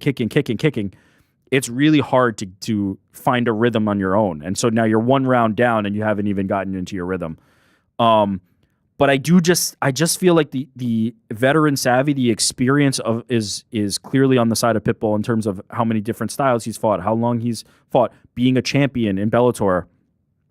I favor him, but I do worry 37 years old. We talked about it with Michael Chandler, right? Like 37 is not equal for everybody. But 37 years old is 37 years old. I'm concerned about the age. I'm concerned about the miles. I'm concerned about the quote-unquote octagon jitters. I don't think I'll have jitters per se, but like he's not stepped into that cage before, and that's just a reality. I'm concerned about all those factors. I do lean toward Pitbull. I think he's gonna have to go to the wrestling. Like you talk about the kicks getting thrown up there. Yeah. I think going to the wrestling would be smart for him. I think his experience will have him not that nervous before this fight. I mean, he's fought. It's not the nerves per se, because he's not going to be nervous. Yeah, but it's the bright lights now. Like, yeah, it's not even the nerves. It's just you're here. You want to make the impact. Too. That's it. You want to make win this fight. It's like sky's the limit. You lose, there's still fights. Like you could do like a Chandler rematch is not a bad shout. Yeah. Like there are exciting fights for you to have. But man, you start off with a win on this Miami card, on the main card of it too. That is a stamp on your welcome to the UFC. Yeah. It feels like the way to beat Yair is to not let him strike. Like that. That's just it's the same height when you're on the ground. When you're on the ground, you're the same height. You're the same length. You're the same speed, right? Yeah. It's on the ground, and so it feels like Pitbull has a huge advantage there. I wonder if Yair maybe doesn't throw as many kicks because of the fear of potentially being taken down in the grappling realm. Pitbull is super good. I don't know. When I envision the fight, when I play it out in my mind, I see Pitbull just finding an opening to either take it to the ground or just weathering the early storm in the first round, and then rounds 2 and 3, he's just the more busy guy. I think it's going to be a close decision. Who wins? Who wins I don't it? know. Yeah. I'm going to lean Patricio Pitbull. I think a lot of people are writing him off just because he's debuting from Bellator and he's 37. If it's not a finish, I would think Pitbull, right? Like if it's a finish, I'm thinking Yair wins. Oh, I agree. I think Yair wins early if it's a finish. Yeah. Another just sick fight. These top 4. The whole main card is awesome. There's paths to victory for every fighter in all 4 of these matchups. I love it, man. I can't wait, and that's what makes for great fights. Let's finish off the main card. Nikita Krylov taking on Dominic Reyes. Unfortunately, this was supposed to be the Prochazz versus Jeff Neal fight, but now we're getting Prochazz versus Ian Gary, main event of UFC Kansas City. That's not bad itself. Krylov coming back after a 2-year layoff, shoulder injury, still only 32, sneaky 3-fight win streak. Reyes won 2 of his own, looking good as of late. I guess the question is, like, is Reyes, has he turned it back? Is the chin okay? Like, can we give him a break for his knockout losses being to Yuri, Jan, and Ryan Spann, who all hold massive power in their hands? And can he turn back the clock and get another dub to extend his winning streak to 3 this weekend? I'm going to say yes. And not just because I would forgive knockout losses to guys like that who carry power, but also just I think the mental hurdle is cleared. I think the biggest thing for Dominic Reyes Seeing him go through the hoop. Seeing it go through the hoop. That's exactly right. You lost 4 in a row, and you feel like you're never going to win again. And you get that win over Dustin Jacoby, which is a nice win. You get that win over Anthony Smith, which is another nice win. I think the mental hurdle, you were supposed to be the guy that beat John Jones, and now you're nothing. This everybody was dumping on Dominic Reyes, and now it feels like he's got a redemption arc, and everybody wants him to succeed. That, to me, is the biggest difference. And if you had flashed this back to a different point in their careers, if you gave me Dominic Reyes versus Nikita Krylov, I'm always taking Dominic Reyes, and I still feel that way now, even though he's a slight dog. For sure, and I also wonder where Krylov is at. Yeah. 2 years off, shoulder injury. I know he's on a 3-fight win streak, but we haven't seen him since 2023. I think if it stays standing, Dominic Reyes is going to be able to have a lot of success. I think Krylov could take it to the mat, though he has been subbed a lot in the UFC, but I don't think he really needs to worry about that here against Reyes. Yeah, I don't think that's the concern. But I feel like the success will come from Krylov taking it to the mat. Another sneaky part about this fight, I feel like everyone forgets this every time the minor steps in there. 39 pro fights, I believe, and 35 of them have not gone to a decision. He's almost always in interesting fights. Yeah, he's a finisher. He gets finished. You look at his resume too. I mean, if we have to be fair, we looked at Dominic Reyes' resume. Win over Ryan Spann, who Reyes has a loss to. Win over Volkan Oezdemir. Win over Alexander Gustafsson. Some nice names to have. Decision loss to Magomed Ankalaev. Decision loss to Magomed. Win over Johnny Walker. Lost to Glover Teixeira. Lost to Jan Blachowicz. They both have a loss to Jan. He's also been very good against the non-elite of the elite competition. So I think it's a pretty fair fight. It's a pretty evenly matched fight. For sure. But if you're giving me Reyes at a decently steep dog price, I'm probably going to lean that direction. Yeah, it's going to be great. The whole main card, just go ahead and just block off. It's 10 o'clock on Saturday night. Just go ahead and block that off. It's going to be fantastic. Let's jump I just need some barking, maybe even literal. I just need somebody to bark at the press conference, and hopefully Jean Silva can deliver that. I think they're going to pop it off. I think it's going to be great. And I think come Saturday, once the fights actually start, you're going to start getting more excited. Those Miami crowds are always fantastic. Let's go to the prelims. Dan Ige, Sean Woodson. Love that fight. Love this. Sean Woodson is going to be massive compared to Dan Ige. It's like they found a shorter featherweight to take on the tallest featherweight. 5'7" versus 6'2". 7-inch height advantage, 7-inch reach advantage. If this doesn't end up on the ground, and Sean Woodson is skilled on the ground as well, it's tough to get your arm extended upwards to hit a guy that is 7 inches taller than you. I think Sean Woodson just needs to stay at range and just outpoint Dan Ige. I mean, we saw in the Lerone Murphy fight, it is just hard. If you're Dan Ige, it's hard to close that space. It is hard to fight against guys who are this long. And Sean Woodson's even longer. And he's the longest at 145, man. Yeah, I don't see how he has a path to victory. Yet Dan Ige, when always put in situations where he does not have a path to victory, finds a way to win. Oh God, yeah. I mean, also one of the grittiest. the path to guys. victory is to just close the distance and find the chin. I mean, Dan Ige, like, I don't want to go back and look at the Luis Saldana fight for Sean Woodson. I think he's a much better fighter now than he was then. I mean, he's on a 4-fight winning streak since then. But like, he did get knocked down twice in that one. It ended up being a draw because Saldana thought the fight was over. A very interesting fight, but like, his chin could get checked, and Dan Ige is a guy that can do that at 145. Woodson's been pretty good lately about keeping that range, keeping that distance, and so I'm just leaning that direction. But it's just like, brother, stay out of the fire, and you'll win the fight. Don't even stay out get of the close fire, to the man. fire, Like, because Dan Ige has to cross that threshold to get to you. You don't. Yeah. You don't have to play that game, and so don't let him. I think that's likely what's going to happen for the STL sniper. I'm gonna go Sean Same. Woodson probably by a points decision in this one, but still a great fight because Dan Ige can change it in course of a second. It's going to be fun. Virna Jandiroba taking on Yan Jiaonan. Another one that I just think the path is just right there. Oh, put it on, baby. Put it on. I forgot. And we got the picture right there. Shout out Virna. We got the hat. I wonder if she'll be walking out with the hat. I feel like it looks good. It actually does look pretty good, honestly. For a hat like that, you're pulling it off. Do we need to do the eye, the sexy eye with the shout Virna hat out on? to the Verna hat. Yeah, it just feels like the path. It's just like, hey, Take it down. we want to take her down. Like we've seen Carlos Esparza have a ton of success taking her down. Mackenzie Dern only got her down twice, but when she got her down, the round was over. Yep. Like extended periods of time. Zhang Wei Li, it looked like the fight was starting to turn at UFC 300, and then she just relied on the wrestling and just had a ton of success there. If Virna gets this to the ground, there's a world where it's just like 2 takedowns and you win the fight, Virna, because you'll probably just be able to remain on top Ride for it the out. rest of the round. Verna Jandiroba's last 4 fights. Angela Hill, win by unanimous decision. Marina Rodriguez, win by unanimous decision. Lupi Godinez, win by unanimous decision. Amanda Lemos, armbar, round 2. Yan Xiaonan, you add another win right there. It's like, who could you be looking at as the number one contender other than her? No, That's she would have it. to be next for the title. The only way she doesn't get the title fight is Zhang goes and fights at 125 against Valentina. Massive opportunity for her. Massive opportunity. The resume is there.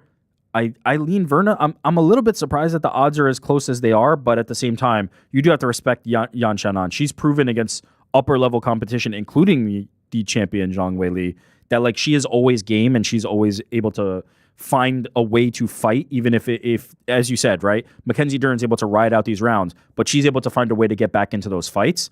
You have to respect her toughness. You have to respect her game ability. But I lean Verna because the path is just so clear. The path is just so clear there. Yeah, I mean, Yan Xiaonan is a dog. She's If a the dog. takedowns aren't happening for Virna, then Yan she's is gonna get pieced gonna, up. Yeah, Yan's going to have a fantastic opportunity to beat her on the feet. But a great women's fight in these prelims. Let's keep it rolling. Chase Hooper, Jim Miller. Love Jim Miller, man. How can you not love Jim Miller? Legend. And honestly, I'm starting to love Chase Hooper. Yeah, me too. Love the Twitter game. Love his just like the air about him, and I love how he's taken his licks, he's taken his losses, and he's been able to improve since. And now just like he's starting to put together a run, like gotten married, had the kid, life's going well for him. He's starting to grown ass man, starting to have some success in the UFC. It's just like it's kind of like the main event. Like I don't really want to see either guy lose, but I think Chase Hooper's a minus 900 for a reason. I don't know if it should be that big. Minus 900? Minus 900 for big Chase Hooper. Just the age disparity here, but like I think he probably wins, and I feel like he can get this to the ground and like inflict some damage on Jim Miller. Never want to see Jim Miller lose, but that's kind of how I see this one going. Yeah, I'm the same way. I just feel like Chase is on a Legends tour right now. He knocked off Guida. Now he's moving on to Jim. I think he's going to be able to get it done. He's really impressed me lately. As you've said, like the game has improved leaps and bounds, and he's only 25, and he continues to kind of add pieces to his game. He's growing into his body. He's got the weapons. He's got the submission game, obviously. The hands are not looking too bad. He's long. He's able to use the jab. When he dropped Slava Claus, I was like, what the? This is Chase Hooper? Got hands. Yeah, Chase got hands. Hooper? And honestly, the Steve Garcia loss is not aging too poorly, man. Steve Garcia's on a tear. Steve Garcia lost, then followed by 4 wins. Yeah. Including Jordan Levitt, including Slava Claus, as you said, and then Clay Guida, who I know advanced age, but like not an easy out for anybody, especially somebody who's so young in the game, 25, and that's a real step up. I almost wish that the odds weren't so big because Jim Miller is still a solid win That's on your the resume, thing. man. Everyone's gonna be like, "Oh, you were a minus 900. You were supposed to win," but it's like, dude, Jim Miller is a good win. To me, this is a more dangerous fight than Clay Guida. Much more. For sure, for sure. I want to say like Jim Miller is on an insane streak of like he's won 1, 2, 3, 4, 5, 6, 7, 8, 9, 10 straight wins. Like all his last 10 wins are by finish. Right. Like he finishes. He's not people, grinding out man. decisions. No. Jim can hit with power. Jim's a fantastic grappler. He's good at mixing all those things. He's just so savvy. 45 octagon walks too. Insane. Insane. Look, I don't ultimately. Do you think experience will come into play? I just feel like Chase Hooper's been in there so many times at this point. Yeah, I mean, he's It's got not 18 professional fights himself. It's not. I don't think that's going to be a factor. I think Chase is going to be fine, and ultimately, I side with him. But would I be surprised if in a weird kind of exchange, Jim Miller clipped him and jumped on a rear naked choke or something crazy like that? No, I really wouldn't. He's just that guy. It's because it's Jim Miller. Yeah, it's Jim F. and Miller. It's class. Don't like. I guess I like the matchmaking. I think it's a fun fight, but it's just one that I'm like I'm a fan of both guys. Yeah, agreed. Let's keep it rolling. Speaking of 40-year-olds, Darren Elkins, the Damage taking on Julian Juicy J Arosa. Just feels like we're signing up for carnage. Just feels like we're signing up for. I almost want carnage to like live stream our reaction just to this fight. Yeah, maybe we go on air for 15 minutes just to see. All right, guys, we're going on at 7:15. We'll be out at 7:30, and then we'll join back at 9:45. Yeah, it just feels like this is just like it's gonna be nuts. This is the one where like you're watching with your friends and they're like, "What's this next one?" It's like, "Oh, it's Darren Elkins, Julian Arosa." It's like I've never really heard of any guys. It's just don't worry, it's gonna be sick. Yeah, it's gonna be sick. They're going to try to kill each other for sure. And maybe they'll be successful, and it's fantastic. I love this one. Obviously, there's not really like a lot of high stakes here, but really good one for the fans. It feels like like after a little bit of a up and down ish run, I feel like Arosa's kind of like shown like the level. Like the win over Christian Rodriguez was pretty nice, and I'm just like it feels like it should be Juicy J, but we'll ultimately see in finishing Darren Elkins or even like being able to stave off the third round inevitable comeback by Darren Elkins has proven impossible for many. But I like Juicy J here, but I really like this fight a lot. Yeah, for sure. It's just one that you're just excited about, and I think that's what gives this card so much depth. Yeah, it's just like fights like like this being the 5th fight up is like holy shit. Virna Yan, Sean Woodson versus Dan Ige. There's just like really good fights on it. Let's go to SD Dumas taking on Mikhail Oleksiejczuk, who is one now of our favorites. I feel like we both kind of like him. He's just like a slaughter monster. Like, he just goes in there and he throws the biggest overhands you've ever seen. Like he gets full extension. Like it looks like he's swimming laps at your local pool when he starts going. Like him versus Smiling Sam Alvey. Oh yeah, he was just like, I ain't losing this fight. I'm coming in here. And I'm just blasting dude until he goes down. Now a member of the Fighting Nerds. Though. Wow. Will this make a difference? Lord Mikal, along with Lord Jean Silva, going in there. We saw him earlier in the glasses. Pictures with Praches. Yeah, look at that. He's got the glasses on. He's official. Fighting Nerds. Pablo Sucupira, the head coach of Fighting Nerds, will be in his corner this weekend. So I'm interested to see if the magic is really there for that gym. That could be the test. Yeah. He's on a 3-fight skid. We've seen SD. There's the Path A. It's the castle with the rainbows and the sunshine. Okay, and what's Path B? It's like Oleksiejczuk just comes in here and just launches overhands and catches his chin and wins by knockout, and he throws on the glasses and he's like, "I'm back, baby. I'm with the Fighting Nerds." Dubs. Smokes a cig with Carlos. Now we're talking. a little Polish cigarette going. Path B is SD Dumas has had some success with the grappling. He comes in here and just takes down Mikko. And like he hasn't been getting like finishing grappling. It's really just been he's using the grappling to get decision wins. We go 15 minutes and it's not a very exciting fight. And we're kind of hoping Mikhail can get it off at the start of each round, but he's just unable to do it. That would be not a great world. Give me the giant overhands, baby. Yeah, let's slug it out. Let's slug it out. Speaking of slugging it out, Sumaderji taking on Mitch Raposo. I can't see Sumaderji and not go back to UFC Long Island in 2022 against Matt Schnell. My fight of the year that year. Bloody, like that is the best fight I've ever seen live. Unfortunately, I still haven't. I've only been to a couple UFC events. That is easily the best fight I have seen live. Better than Katie Taylor versus Amanda Serrano 1. Holy shit. The crowd was just like, the amount of times that it looked like it was about to get finished and these guys are just drenched in blood. Or was finished, but not really, and then finish it again. Dude is willing to go out on a shield. Unfortunately, both these guys, Sumaderji on a 3-fight losing streak, Raposo on 0-2 since joining the UFC. Someone's got to win, though. I favor Sumaderji. I just think the experience, and I just think he's more skilled. I don't rate Raposo that high, but I think it's going to be an exciting fight, like a lot of these fights I see on this card. Yeah, I think they're both at points in their career where they just need to have a performance. They need to put on a show, and I think they're capable of that. Yeah. Two more to look forward to. Tresean Gore taking on Marco Tulio. Feels Atlanta like, boy, right? Yeah. Fighting out of South Carolina. Oh, he is? Okay. Yeah. I thought he was in Atlanta. He may train out of Atlanta. Okay. Get a win here and go fight on that UFC Atlanta card.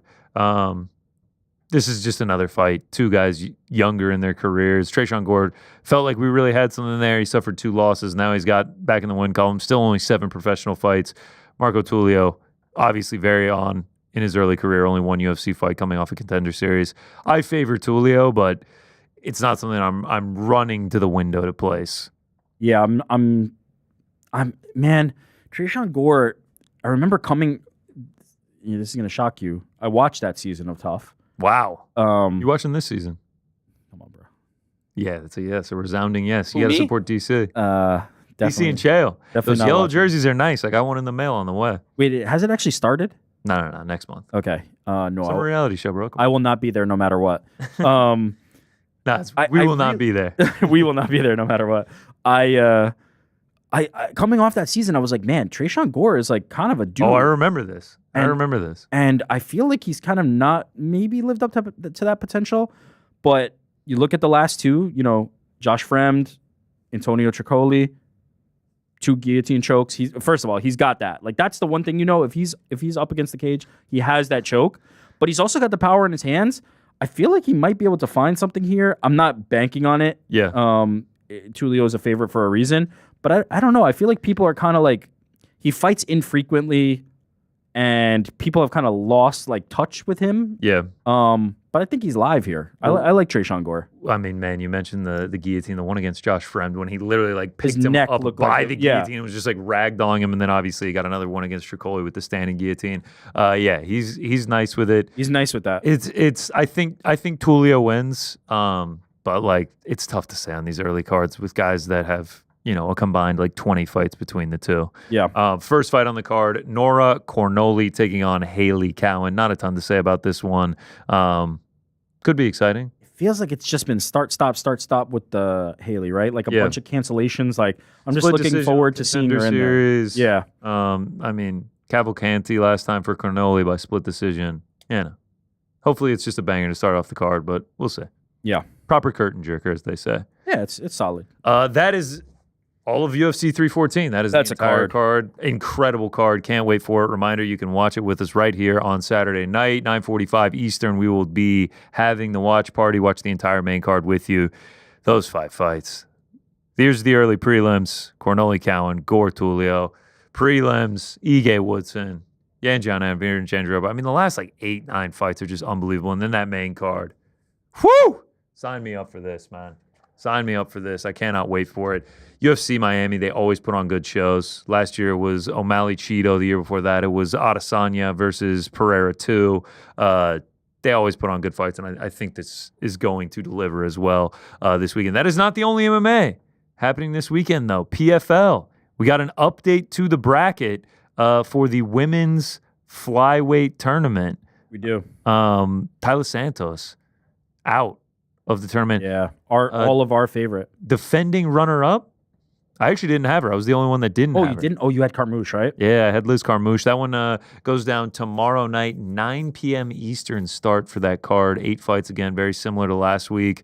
Leandro Higo will now be taking on Marcerilli Alves. Yeah, Josh Reddinghouse is out. And who was he originally supposed to fight? It wasn't supposed to be Reddinghouse. Oh, it was Magomed. Oh my God, the guy who was going to be the champion. Yeah, yeah, it's been tough for PFL with the pullouts and everything, but They forge on. You have to. In Yeah, the can tournament. we look? We have our flyweight brackets because we all had to repick because Yeah. Let's we were look at 'em. going. I had. Oh, all right, here's so let's mine. look at yours first. Carmouche stays champ, and I just have Juliana Velasquez making the championship now, as opposed to Tyler Santos. Got Asfa Ragova. Nothing really changes for me. We're just flipping Velasquez with Tyler you had Santos. Santos going that Even far. keeping All a right. Brazilian in there. In mine, I've got Carmouche as well, and I basically have nearly identical bracket. Yeah, you except, just have a Laura Donna winning. yeah, I have her winning the first round. But I think Pizzi actually has her winning it all. wait, really? Yeah. Holy shit! All right, Yeah, shout out big Pete. pick for Pizzi there. And then could we, if we have it, I guess we wouldn't because they still had to update it. But the We men's wouldn't have the new one, but 135. I don't think our brackets are changed that much. Can we look Yeah. at our bantamweight brackets for tomorrow? Yeah, there we go. Yeah, Big Jake Hadley. Yeah, White because Kong. you had Ego winning that fight over Reddinghouse anyway. Yeah. I'm sure I had the same. I think Yeah, he'll shout be- out to you with the Jake Hadley championship. Hey, come on, White Kong. Let's go. I've got our boy who's fighting tomorrow, Let's go. taking it all the way. Yeah, that's going to be a good one, the semifinals. Yeah, I mean, I think Higo gets past the replacement anyway. So yeah, shout out to PFL. Another one from beautiful Universal Studios down in Orlando. Late start for that one on a Friday night. Should we go out so I can ride the Velociraptor, the Velocicoaster? If we were gonna go, it'd be 20% for the PFL fights, 80% For the Velocicoaster? For the Velocicoaster. Yeah, maybe. Yeah, I'll consider maybe. it. Shout out to PFL though. That's going down tomorrow night, and then obviously the main event on Saturday, UFC 314. All right, let's recap what happened last week. Shout out some big hitters, and then we will run through the parlay pals and the bets for UFC 314, obviously, and PFL if you want to pick it for the parlay pals. All right, the recap of my bets last week: a slight win for me between PFL and UFC, like less than a unit on each, but up like 1.39 on the week. Oh, nice. Any winning week's a good week. Overall record up 47.76 units. Parlay pals, Pizzi, not quite working out. He went with who did he go with? Joe Anderson Brito to get it done. Oh, Costs us. We would have been in the. We would have been back in the green. How is it that every single time it's always Pizzi blowing it? Yeah. Huh? I know. Do we have to have a talk? Do we The have? Bovler one was close, but yeah. No, but he Pizzi- won. He won. Yeah, Pizzi costing us, man. He does it consistently. But it is what it is. Pizzi. It Okay. is what it is. All right. All right, let's shout out some big hitters real quick, and then we'll get into our picks. First up on the big hitters, McPicks MMA, one of the best out there. He turns $300 into $1,173. He goes Pat Sabatini by decision or decision only. Martin Budai and the over 2.5 in the Pedro Falco Victor Henry fight. Nailed it. Turns $300 into $1,173. Let's keep rolling. Oh man, Michael B. Gambling. Shout out of the week. Jason Jackson by submission plus $1,200. $50 on that turns into $650. Jason Jackson by submission and round 2 plus $3,900. Damn. Turns $50 into $2,000. $100 worth of investment into $2,750. All by Jason Jackson getting the neck. Shout out to Michael. Michael Doobie gambling. Michael do be gambling. He certainly does. All right, next up, the Arthur O'Hara 4-leg parlay plus 43.76. Brad Tavares by points. Chang Ho Lee, Pat Sabatini by points. Lerone Murphy by points. Not a big wager, but we don't unit shame around here. $1.25 into 55 buckaroonies. And then I think we have one more. Dravi MMA. This kid is a stud. He's a legend. $2,900 into 83.84. This is just a couple of his slips. Hits Chang Ho Lee by round 2 victory, 250 Canadian dollars into over 3,000. And then he also hit Pat Sabatini money line plus 240. Put 500 on that. So yeah, man, I won a smidge, but as always, the fans are hitting big. They always do. The method of victory with round, I don't have the stones to put $300 on that specific outcome. I don't have the knowledge either, man. Yeah. It's truly incredible out. the way that some of these people hit them. So shout out to them. I think we're going to get a lot of big hitters off of UFC 314 as well. All right, let's rip the parlay pals. Pizzi's pick already in. We always talk about him losing. Uh-oh. A la Dominic Reyes. He just wants to see one go through the hoop. Through the hooper. Chase Hooper. Oh, minus okay, 850. okay. Yeah. Oh no, I yeah, feel the Jim Miller minus knockout coming. 850. Oh no. If Jim Miller wins, then Pizzi really is a curse. Oh no. All right. Into the randomizer we go. All right, Frankie, you're going first. Rick will go second. I will go third. There's only one person. There's only one it could be. There never is, man. Give me a reason. Give me a reason why you're going to take whoever you're about to Because take. he's made out of fucking iron. Oh. Wow. Oh. Give me Michael Chandler all day long money line. Okay. All right. Michael Chandler, money line. All right. I love it.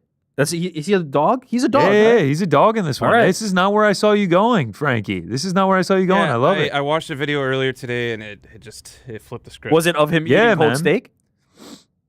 Say it again. Was it of him eating cold steak? It was of him eating cold steaks. Okay. I had you pegged as a Marco Tulio Silva guy. I could see Not a how Michael Chandler. that would have happened. I have you pegged as a Marco Tulio Silva In guy. fact, maybe I have even talked about Silva earlier Yeah. this week. Yeah, no. I have to go with my heart. No, we were Right. eating breakfast the No, other day, no, and I'm you were like, sorry, this guy, yeah. Marco Tulio Silva, is going to fucking put it on Trayshawn Gore. I was like, all right, But then I was sick, like, would he ever eat cold steak? And the answer was no. It's the Love cold it. steak. Michael Frankie? Chandler plus 130. Chase Hooper minus 850. Michael Chandler plus 130. I'm gonna go a little risky, but not super risky. But I'm taking a small favorite. Okay. I'm gonna go with my.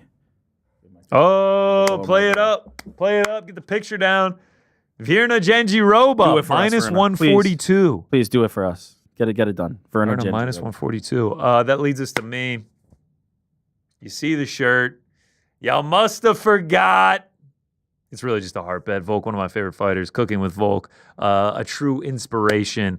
Yeah, just Alexander Volkanovski. If we're just going to have some fun, Iron Mike Chandler, Alexander Volkanovski, Virna Genjiroba, and Chase Hooper. Chase Hooper has actually moved to minus 900 PC. We are approaching the minus 1,000 threshold before legs. Plus 642. We'll be firmly planted in the green if we can get this. Yeah, you've got like a near coin flip. I've got a almost coin flip. Frankie's got a coin dog. flip. Yeah, he's got a coin flip, but he's got a dog. Pizzi's got And the then Iron safest. dog. And then Pizzi's got the safest. Yeah, I thought you were gonna pull something out that like Marco Tulio Silva like loves like collecting iron weapons or something like that. You were just such a Marco Tulio Look, man, Silva if you want me to guy. go with Silva, No. I like the can Michael understand Chandler it, pick. I you know, like the like- Michael Chandler pick. I like the Michael Chandler all pick. right. The cold Wait, so- steak is what changes it up for you.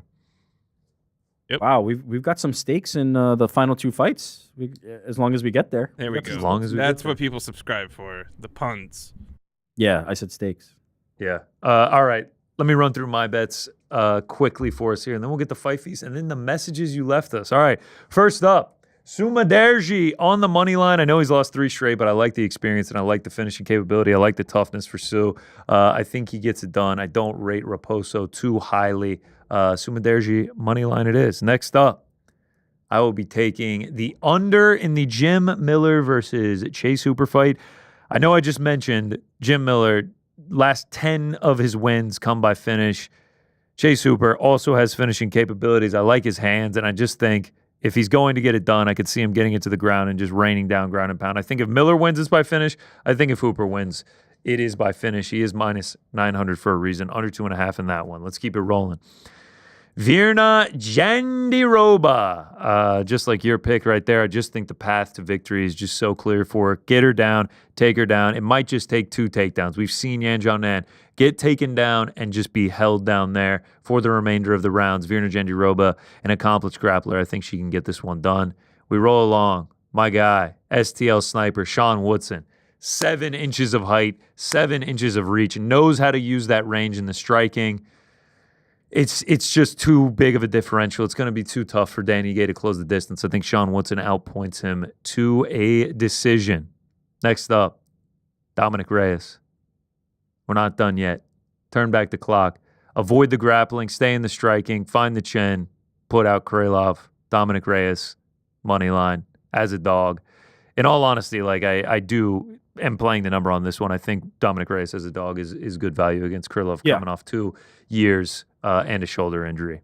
Next up, I said it in the breakdown. I think it's going to be close. Patricio Pitbull plus 3.5 points. If you don't know how this works, it is available on DraftKings. It's available on a couple other books now. They were the first to introduce it.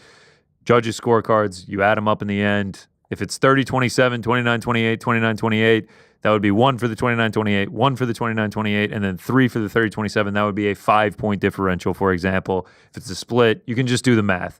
3 29-28s would be a 3-point differential. So essentially, Patricio Pitbull needs to win 1 round. I think he can do so. I think he goes to the grappling at some point, and then the height doesn't matter.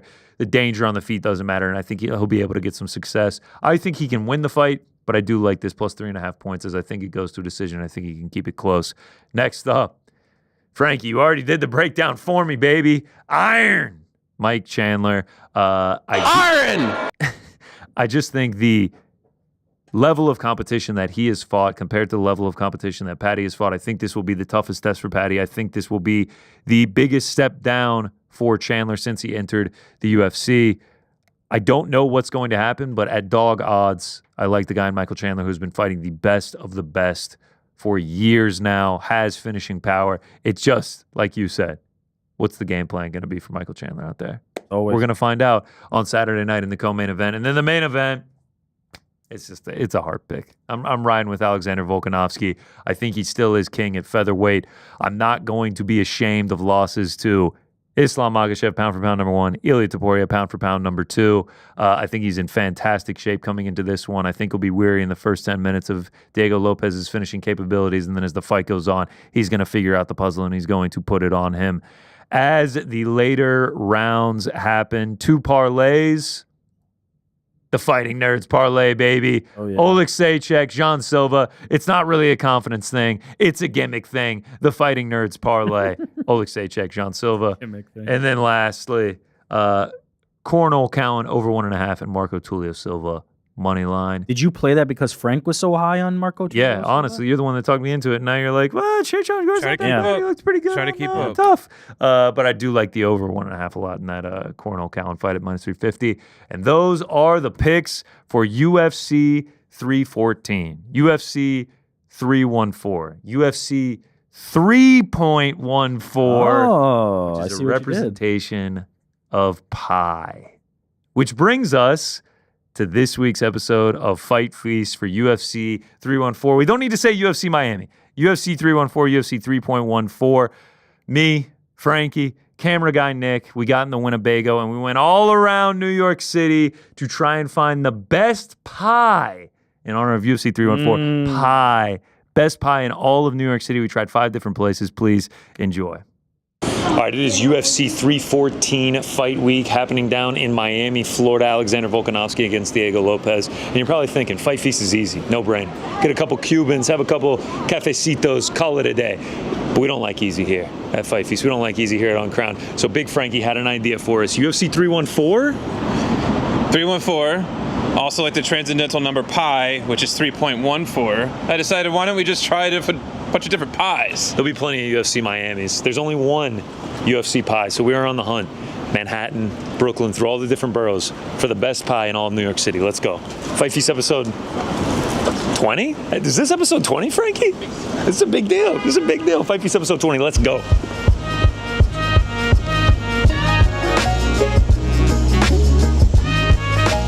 All right, here we go. First stop of the day. We are at 420 Blackbirds here in Brooklyn.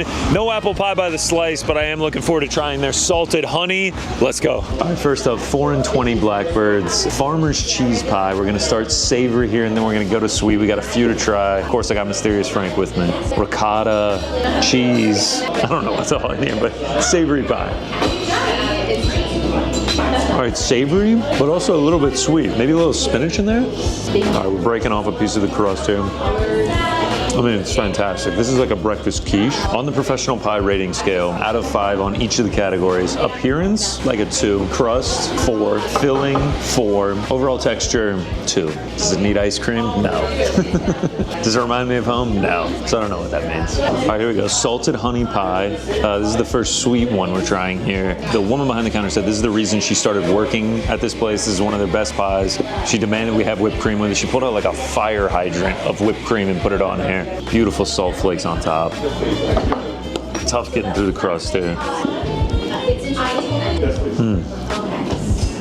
Yeah, this one's great. Whipped cream is unreal. Feels like it's fresh. It almost looks like it's a pumpkin pie. It almost looks like it's a sweet potato pie. but it's not. Very gooey on the inside. Appearance 5. It's absolutely beautiful. Crust. It's got a little dip in there. Crust. Crust is tough to get through on the bottom. Crust gets a 3. Filling, soft, gooey, delicious. 4. Overall texture 5. Does it need ice cream or whipped cream? I'm gonna say no, but I think it's better with it. Does it remind me of home? No. I don't think any of these pies are gonna remind me of home. My mom actually never made pies growing up. It's okay, man, it's all right. 4.2 out of 5 overall. All right, here we go. Matcha custard pie. Me and Frank selfishly got this because we like matcha. And it seemed like an interesting pie flavor. Ooh, this is thick. It's almost like a cheesecake. This is not what I was expecting. Very firm. Had to almost pull it away from it. This is heavier than I was expecting it to be. I thought this was gonna be light, fluffy. It's like the consistency of a cheesecake. I mean, I love the flavor just because I like tea. Don't love the texture. Crust is the exact same as all the other crusts. Crust gets a 4. Appearance 4. Filling 3. Texture 2. Does it need whipped cream? No. Does it remind me of home? Absolutely not. Matcha custard 3.2. I'm going salty honey farmer's cheese matcha for this place. Yeah, it's a weird texture. As usual, I'm trying Connor's leftovers here. I would definitely say, are you eating while you're doing that? Let's just fucking jack it first into the whipped cream. Definitely an interesting flavor. It starts off savory. Going off with a... I can't do this right now. Can I see your phone? 2 out of 5.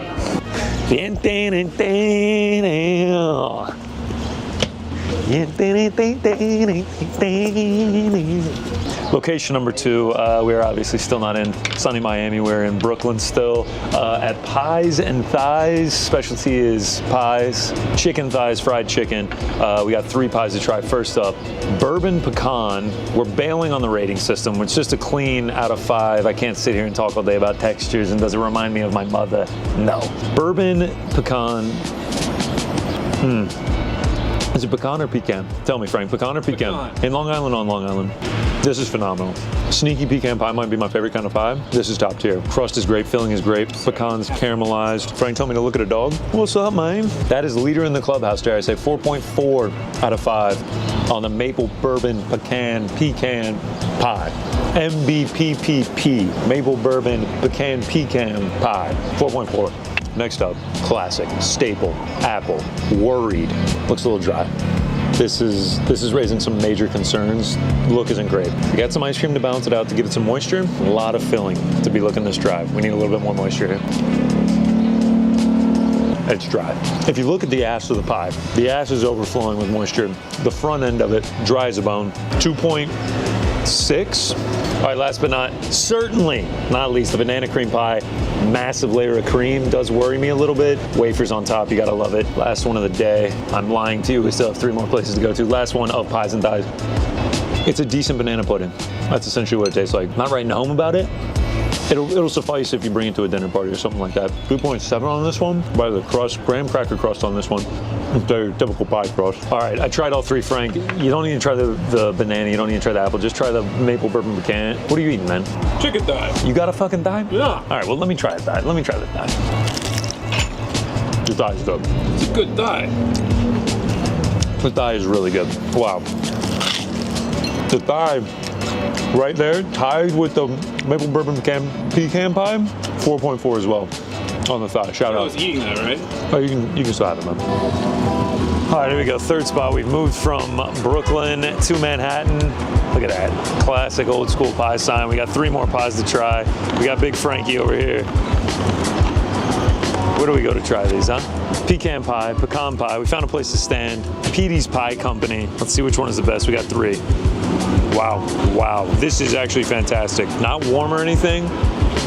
Straight out of the dish. I think we have a new leader in the clubhouse. I think we're also finding out that pecan is my favorite type of pie. Number 1, 4.5 out of 5. 4.6 out of 5. Petey's pecan pie. Yeah. All right. Next up, blueberry crumb. Breaking news, Frank. Again, we didn't order the sour cherry pie like you asked me to. The guy recommended blueberry crumb. Frank's been dying for a sour cherry pie all day. I've been telling him to fuck off. Here we go. He said this is their most popular pie. Oh my God, I see why. Oh my God. This fresh out of the oven with ice cream might be unbeatable. Wild Maine blueberries, they say. Leader in the clubhouse. I don't know if anything is topping this one. 4.8 out of 5. This is the best pie I've had today. And it's also the 9th pie, so we're getting up there. It's good. Wow. No love. I'm a big blueberry guy. God damn it. You really sold me on it. I'm so It was excited. fucking good. All right, here we go. Apple pie. This is a proper apple pie. This is an all-American apple pie right here. This thing is a thing of beauty. Oh yeah. Oh my God. No offense to pies and dies. This puts pies and dies to shame. Fork got stuck in my mouth there. That's good. That's a fucking good apple pie. That's good. Good He apple told me pie. the blueberry crumb was fucking Good made. apple pie, huh? It's not made. Is 9 pies before noon too many to have? Because that's where we're at. My stomach's starting to feel a little bit. Stomach's starting to feel it just a little bit.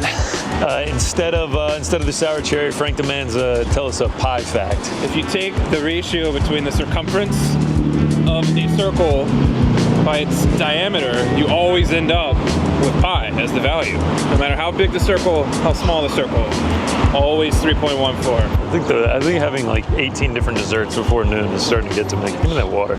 We did do a diner. You can't do New York City pies without doing a diner. Unfortunately, someone,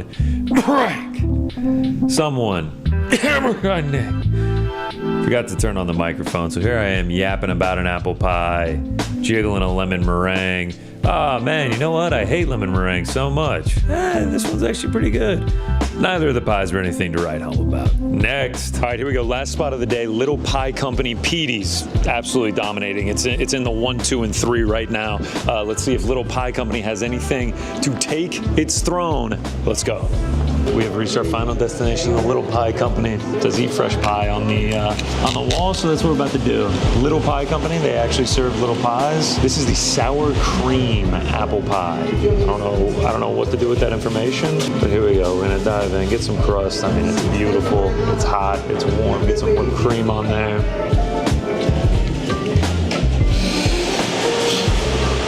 All right, so this is it. We found the best best apple pie in Manhattan. My word. If I hadn't eaten my body weight in pie over the last 4 hours, I would eat this entire thing right now. That's how good it is. 4.8 out of 5. This is right there with the blueberry crumb from Petey's Pie Company. This is fantastic. Okay. All right, 2 more pies. I'm never fucking eating pie again. Mississippi mud pie, chocolate pie. Looks like the mud pie I'm gonna fucking put in the John in about 3 hours after eating 17 different pies today. Okay, all right. Okay. I was expecting like the underneath to like open up to something, but this is just like solid. Yeah, this is just like solid chocolate. I don't know what I signed up for with this, but we're just gonna take a bite. I've mangled this. We're just gonna take a bite. It tastes good. It's rich, it's chocolatey, but with the amount of pie that I've eaten today, this is just way too much. Like this thing is dense. 1.8. This is the least favorite pie of the day. No, that apple pie at Pies and Pies was pretty shitty. Last pie of the day. Strawberry rhubarb from Little Pie Company. Right now, sour cream apple from Little Pie Company and blueberry crumb from Petey's. Reign Supreme. There we go. Wow, that's a thick crust. You know, I don't really know how to attack these. I feel like I look highly uncoordinated on it. Okay, there it is. It's a nice bite. Start.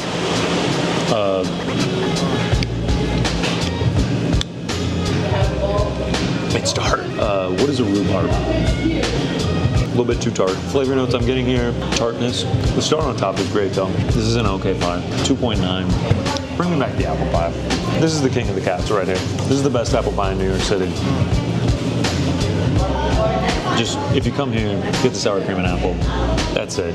5 hours later, 14 pies later, we have scoured the city for the best pie in all of New York City. I feel good about where we're at. Top 5 of the 14. Number 5, Pies and Thighs pecan pie. Absolutely loved that one. Didn't love the other ones. Apple was horribly dry there. Didn't love the banana cream as well. Next 3 are all going to Petey's. Petey's is the best pie place that I've been to in New York City, just based on consistency. Number 4, Petey's apple pie. Just a beautiful staple old-fashioned apple pie. Number 3, Petey's pecan pie. I got a soft spot for pecan pie. They did it tremendously. We have a 2-way tie for first. I couldn't break the tie. Petey's blueberry crumb, and number 1, tied with Petey's. The Little Pie Company, sour cream, apple pie. Can't get enough of this. Episode 20, UFC, P4P this weekend. I'm never eating pie. Always had a way to make it work and find another route. There it is. Love it. The best pie in New York City. Petey's seems to be Petey's is the the spot. banger. Petey's is pretty close there. I'm gonna have to go there. Like if you went and got a full round pie from there and you like put it in the oven and warmed it up and you ate it with some ice cream, it would be a top tier dessert. It was unbelievable. It looked delicious. Blueberry crumb sounds perfect too. I also think if Frank with the not so ringing endorsement of it, like it was. Frank's a hater. The matcha custard was the best damn pie I've had in New York. Wow. When he ate the matcha custard, he was like, "Oh, it's all right." Everything's just. I was reserving judgment for what the Yeah, rest yeah. of them will be, and then little did I know New York was like, we just threw it in the Hudson. Yeah. Damn. Well, 4 and 20 Blackbirds. Shout out. I feel like we didn't give him enough love, but that's a solid spot. I've Okay. already recommended it to at least 2 people. Oh, Petey's pie. But Petey's it was pie the number one last. for It was me. like the last one on the list. Yeah, 4 and 20 Blackbird. It was like everything was good, but it wasn't great for me. So why is Frank going around recommending? Oh, because of the I'm they had sorry, the matcha. People can have diverging opinions. Yeah, of course. Yeah, I forgot. You had the almost matcha. Frank. You I had would the have gotten your final 5, except you bailed and left early. It's all good though. I had to get a haircut. Haircut. Hair didn't look cut to me the next day. Yeah. All right, that leads us right into our pound for pound rankings of best pies Yeah. in honor of UFC 3.14, Frank's favorite number. This was all Frank's idea, so if you hate it, direct all your hatred. Just towards him. go ahead and Let- send that to If you hate it, Ariel.Helwani. No, Frank. Yeah. there's a No, hotline if you now. hate it, call up Call up. 415 Oh, sub yeah, yeah. BITB. 415 Let's hear all sub about it. BITB and talk about how shitty this idea We is. have to throw you a bone every once in a while of just like, yeah, good idea, I guess. Yeah, we'll do that. Yeah, I mean, And then when everyone's like, this thing sucks, we're just like, yeah, you know. yeah, let Call them the hotline. have it. Yeah, let them Let's have hear it. it. All right. There it is. Yeah, sub BITB. We'll be listening to those messages in just about 10, 15 minutes after we do our pound for pound rankings. Best pies, though. Frankie, you determine the order. I'm Yeah, going to let's- determine the order. Yeah, okay, that's what I We just are said. man. starting with Connor Burks. Oh, I'm going first this time. Then we are going to Frank. And we'll have Eric finish it off. All right. All right, sounds good. I will lead us off. Number 5, the pecan pie from Pies and Just kidding. Just kidding. Number 5 is actually one that we didn't have at all during our tour.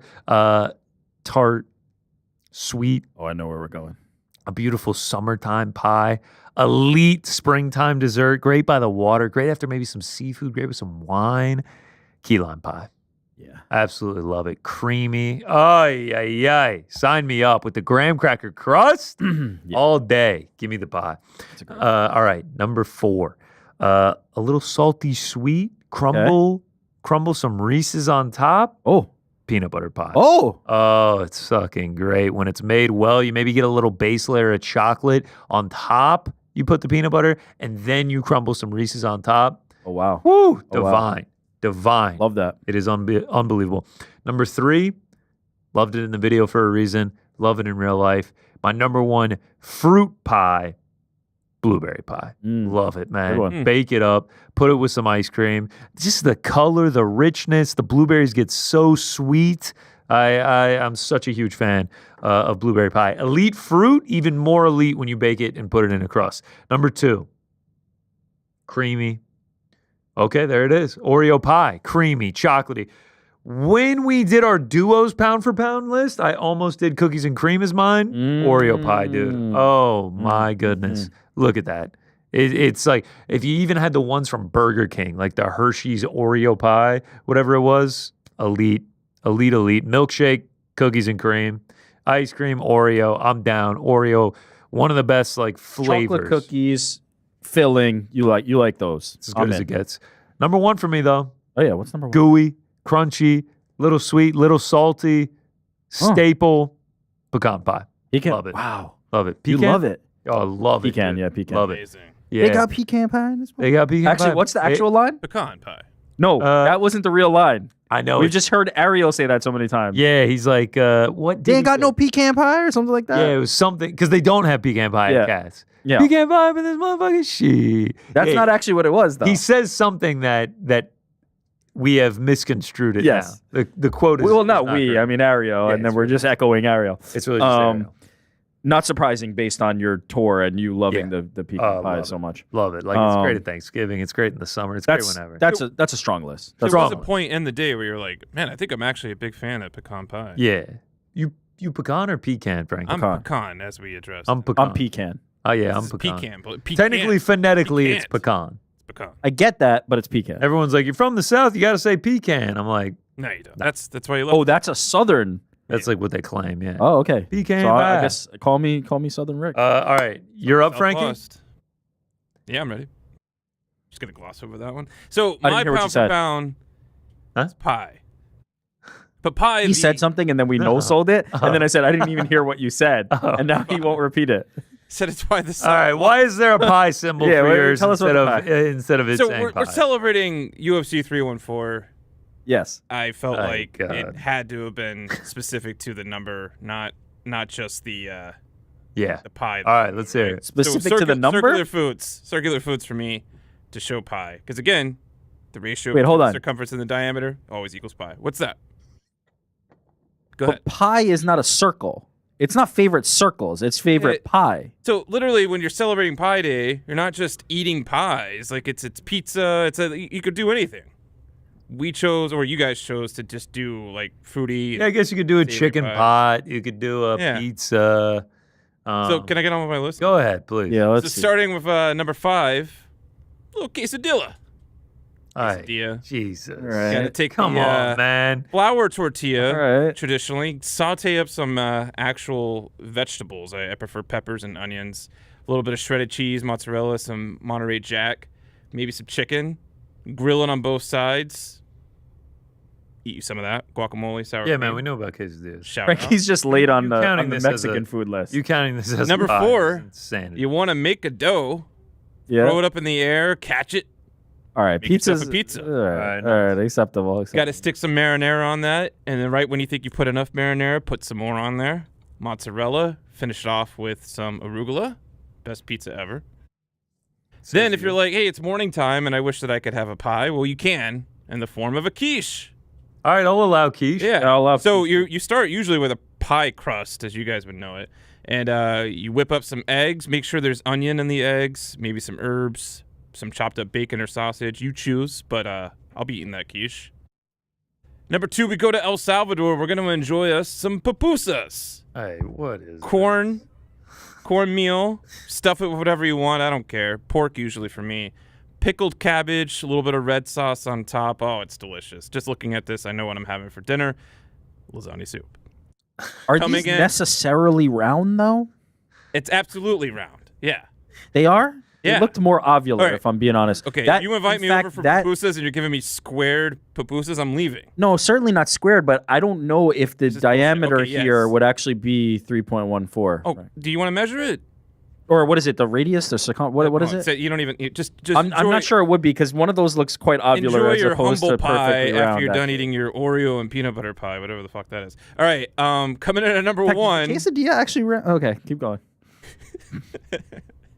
Hold on to your shits because Oh, my no. number 1. Oh, no. Pound for pound pie. What is this about to be? is a shrimp cocktail. If you're gonna put this thing in front of me, don't just pile the shrimp one after the other.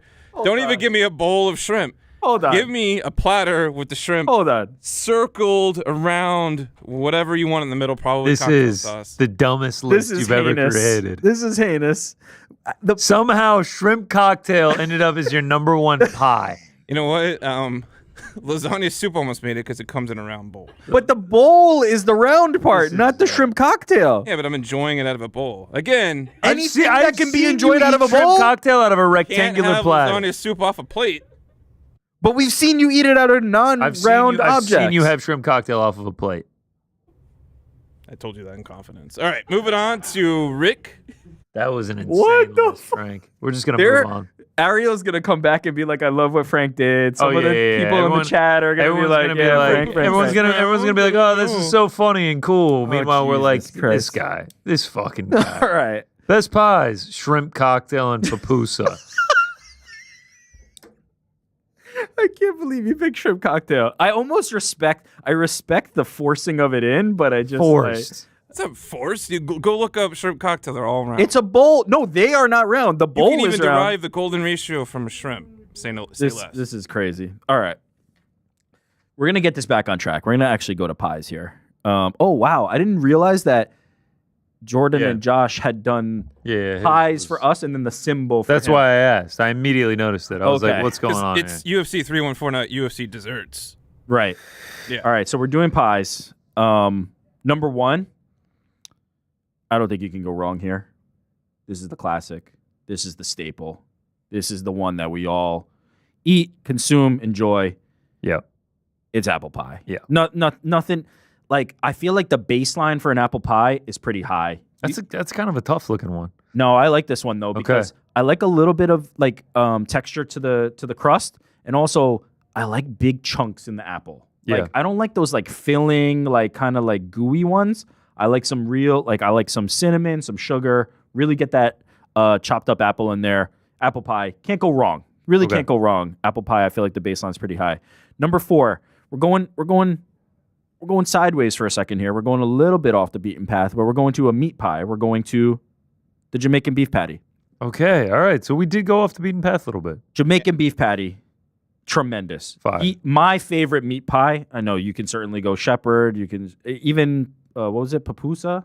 You could go to. There's many different meat patties that you could potentially go to. Meat pies that you could go to. For me, the Jamaican beef patty is my favorite. It is the best one. I love it, especially if it's a little bit spicy. The flaky crust, delicious. Shout out to the Jamaican beef patty. We're gonna go back. We're gonna go back traditional now. My number 3 appeared on your list. A little sweet, a little tart. When done right, hard to top. Give me that key lime pie. Oof. Hit me with that key lime pie. It is Good just. shit. It's good shit. I love it, and when we were at the Brazilian churrascaria, they said lime. I said, let me get that. Turned out probably was lemon. Key lime pie, delicious. I love the tartness of the key lime pie. Sometimes like people lean too much into the tartness. Yeah, it doesn't need to be that. It doesn't need to be too A tart. nice combo of tartness and creaminess. That's exactly right. Give me good texture on that key lime pie, and we're talking. Number 2, we're going crack pie. Okay. We're going crack pie. Respect. And so most of these pies are a little bit fluffier. What I love about the crack pie is the density. Oh yeah. You get Gotta thick, respect the chewy, density. gooey. It's not that like flaky. You really got to bite into this thing.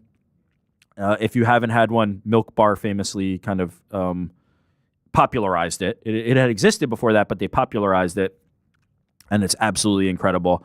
I think it's actually called the Milk Bar pie now. Maybe crack was too problematic, but I will always know it, and many will always know it as the crack pie.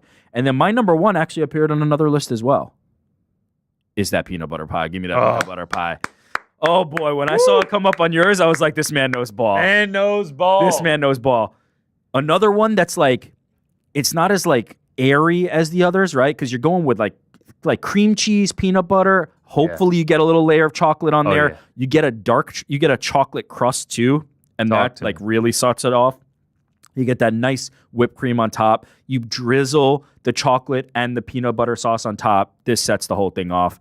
My wife man. Holly looked up one of the on the back of a package of Philadelphia cream cheese. They had a recipe for a no-bake peanut butter pie. She made it. It became instantly my favorite dessert I've ever had. I'm there. Peanut butter pie, can't do better than that. Other than maybe shrimp cocktail. Think she'll whip one up for the watch party on Saturday? I could ask her to. It's been a while. I used to ask for it every year on my birthday, but we got 3 kids now. It's getting Yeah, well, it's UFC 314. But you're welcome to make it. Actually, if On Air Jordan ever sees this video, maybe you can request it from him like you've done in the past. Oh, he'll never see it. He'll never see it. He's On busy Air Jordan trying to now. figure out how to make lasagna soup. Yeah. He's on that now. All right, I feel like me and Rick had solid lists, Frank. I mean, it's just an insane visual there. Do have to say I'm proud of the fact that all 5 of mine have the word pie in it, but that's neither here nor there. I mean, Good job, bud. You wouldn't question the validity of a Jamaican. No. Okay. I respect it. I respect it. The quesadilla was kind of crazy. No, but, quesadilla. that is. All right, time to debut for the first time ever the Boys in the Back hotline. Yes. We got some voicemails, and this is how we're going to answer your questions. Can we put that number up one time so people know how to call us? 415 SUP BITB. Just to be clear, this is a voicemail line. We are not answering calls right now. There's going to be a phone number on the screen at some point. When it goes up, shout out to the watch party. We'll be doing that on Saturday. Build in suspense. When that goes up, do not call it thinking that you're going to talk to us right now. This is for leaving voicemails. You're going to leave us voicemails throughout the week, and we'll listen to them. I mean, we're not texting the number. And don't okay and if you do not text. text the number. It's okay if you Please do text. not text them. Cutoff's going to be like 11, 10 a.m. on Thursday mornings. But yeah, I mean, we worked hard. Took a lot of negotiations, a lot of payments, but we got our own hotline, 415 SUP BITB. Super important. Who are you? When you call, the first thing you should be saying is your name. We got What's a up, lot Jim of- from Orlando, first time, long time. That's it. We want to know who we're talking about. We want you to get credit for making that call. Because Yeah. if it's just random jabroni, hell, we might skip it. We Oh, want and you the to guy who keeps calling and just breathing into the phone for 20 minutes, like, don't. don't do that. I actually tracked Real the calls. number. I think that was Ariel. I think it was Ariel as well. I think Oh, it was like okay. butt dial or something. Got it. Voicemail. Oh, is that the drop? That's the drop. I like that. I like that. So we're gonna start off with this one. Okay. Hey guys, this is Thomas from Jackson Heights, Queens, New York. Queens. Just wanted to ask if you guys were in the UFC and headlining a pay-per-view, what would be your walkout songs and what would be your nickname? Oh. Thank you guys for the opportunity. Love y'all. Boys in the back. Hey, shout out Thomas. Queens. Love you Queens, too, shout bro. out Queens boy. Walkout song for me is Heat by 50 Cent. I've always said that. I don't go Many Men. I feel like Alexandre Pantoja has taken that, and then too many people have tried to recreate that. Totally. Heat by 50 Cent, not Feet by 50 Cent. Feet by 50 Cent. Nickname? I don't know. That's tough. You have to be given a nickname. Yeah. That's why I feel like I would go no nickname until somebody gives me a nickname. Yeah, I So think if so I don't too. get it, if I don't get a nickname, I'm going no nickname. Song, I never can figure this one out. I never land on anything. I just know I would go very calm. I would not do the amp up. I would do the chill vibes. I don't know what the song would be, but it would be very chill. Frankie? Yeah, I got no comment on this one. Has anybody Wow. ever walked up to classical? Like Yeah, for sure. Someone has had to have at like I know Akiyama used to walk out to the opera. Yeah. But what about like I'm talking like Beethoven, you know? I'm talking like Like Overture of 1812. exactly. That's Yeah. what I'm talking. That I would wonder be if pretty it- cool. I I like Patty's one. Yeah, Patty's is great. Someone at Yeah. BKFC did High Project Along, which X. is like not Mongolian. It's like vocal singing, which was great, but then he got his ass beat, so it wasn't so cool. All right, next up. Next up. Shout out Thomas. Hey, boys in the back. This is Jimmer. Big fan of Frank, GC. I could do without Rick, but What the fuck? that's a conversation for another day. My No. question for you Let's guys have it is, now. why do people seem to think that Merab Dvalishvili dominated Sugar Sean O'Malley when the fight was 48-47 on two of the judges' scorecards, and the most damaging strike landed in the fight? All right, cut this was guy when off. O'Malley Cut this idiot hit off. I don't want to hear the body end of shot. this. Cut this guy off. This I was kinda guy hoping for clearly I'll has hang up horrible and taste. listen. Well, I mean, he just he's a fan of me and Frank. Yeah, But if you don't ride with all of us, you ride with none of us. this guy's a schmuck. I actually think that it was, I scored at 49-46, and it just felt like other than the one shot to the stomach, which obviously, I don't know, rocked, wobbled is the word, but it never felt like Sean O'Malley was really had no control. Dvalishvili was in any sort of danger. He was just, it was one-way traffic. Like, he was able to implement the game plan that he came to. I do think that the second fight, Sean O'Malley has a chance, and I'm looking forward to it. Why people say like dominated, I think he clearly won the fight, and I think the fact that Sean O'Malley came out afterward and was like, it was actually pretty close. Like, actually, if you rewatch it this way, like he won, I think that put some people off. I don't think it maybe not dominate. If you want to use that word, then maybe that would be the incorrect word. But to GC's point, it did not feel like Sean O'Malley had control of that fight at any point, nor was Merab Dvalishvili in any danger. Even in the moment where he got hurt with a body shot, like that fight was a foregone conclusion at that point. So yeah, this guy just doesn't know ball. I love the you're coming out hot, coming out swinging. Yep. Swinging at the wrong targets. What's up, boys in the back? Iron Michael Chandler. Just wanted to call to say a few things off top. Shout out, Mike. Spoke to Ariel last month. Always loved being on the show, but needed to make my debut on the boys in the back and was going to get there by any means necessary. Georgia Connor Burks, thank you for the support. You know what's going to happen this weekend. And to the so-called New York Rick, What? don't put money on that. You're going to lose. Mike. You're going to lose big I'm time. picking you, Mike. And as much as I don't appreciate the doubt, I don't want to see you lose money either. Okay? I love your show. We can agree to disagree. And that's that. I'm picking you, Mike. Last but not least, Frankie, the mysterious one, Grand Pappy. Add me back on Xbox, man. I've been trying to get you to play Monster Hunter. Been trying to get you to play Elden Ring. Trying to collaborate on a strategy to blast through Kingdom Come Deliverance 2. Let's talk. You're the heartbeat of this show, man. Don't let them get you down. Don't let them tell you that you couldn't be a walk-on kid, the most exciting media personality in MMA.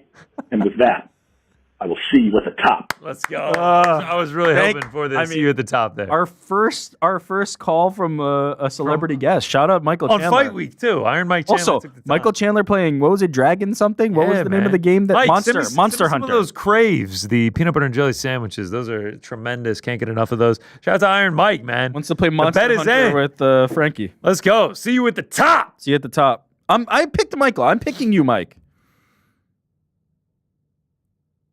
What else we got? What is up, boys in the back? Shout out. This is Ryan Maddox. I was going to leave a super chat yesterday regarding, I don't know if you guys saw it, LeBron's new Barbie doll he just got, and he's wearing a hat, and I can't help but notice the hat looks like it has the uncrowned logo on it. Yeah, it does. Is this a little shout out to Uncrowned?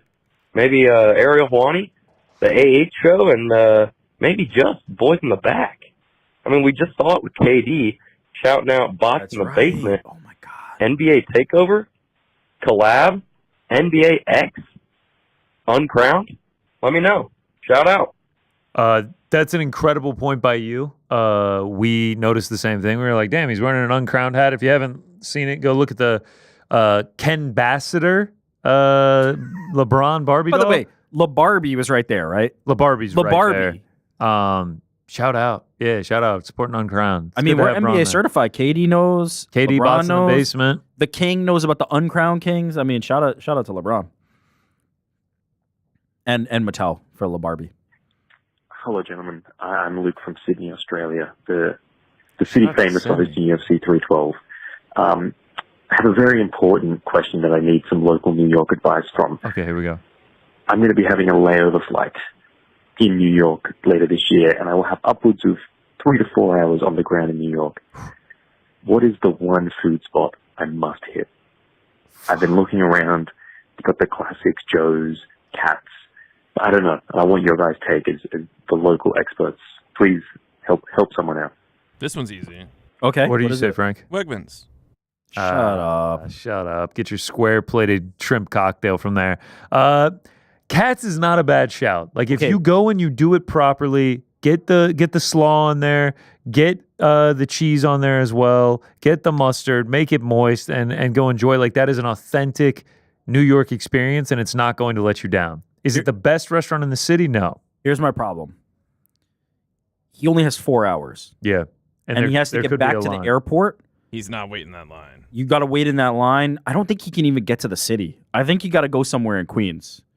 So my recommendation is actually go to Flushing in Queens, because if you're flying into LaGuardia, you should be near it, actually. If you fly to LaGuardia, you're going to be right near Flushing.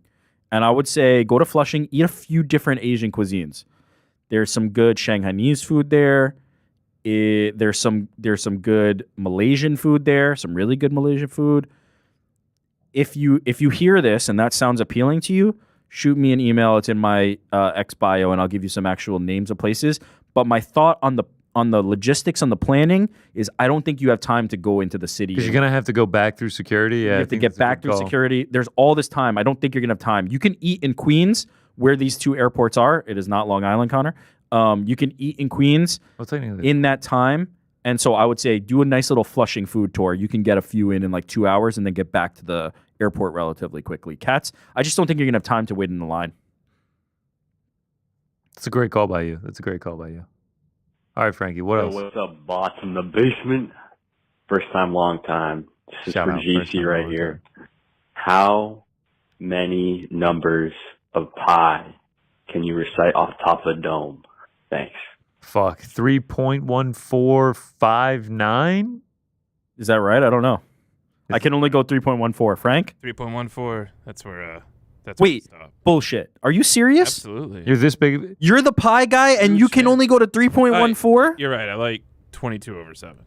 3.1415926535897932343383279502884197.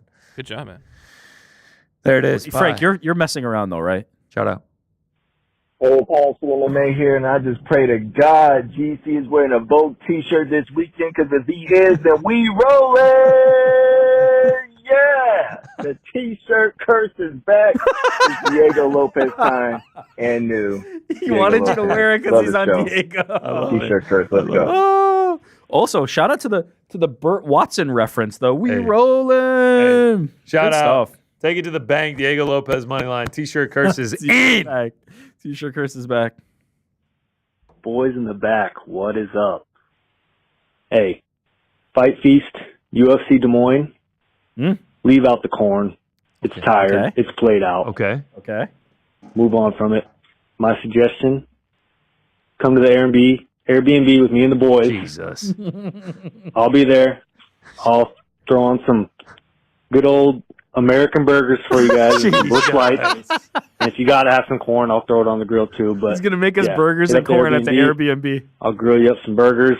There's your Fight Feast. Sounds like getting kidnapped. Yeah. We'll see you at the arena, man. We'll see you at the arena. Appreciate the invite. I thought he was about to drop, like, I know. you got to go to Yeah, this. yeah. He was, like, going to be deep in the Des Moines knowledge.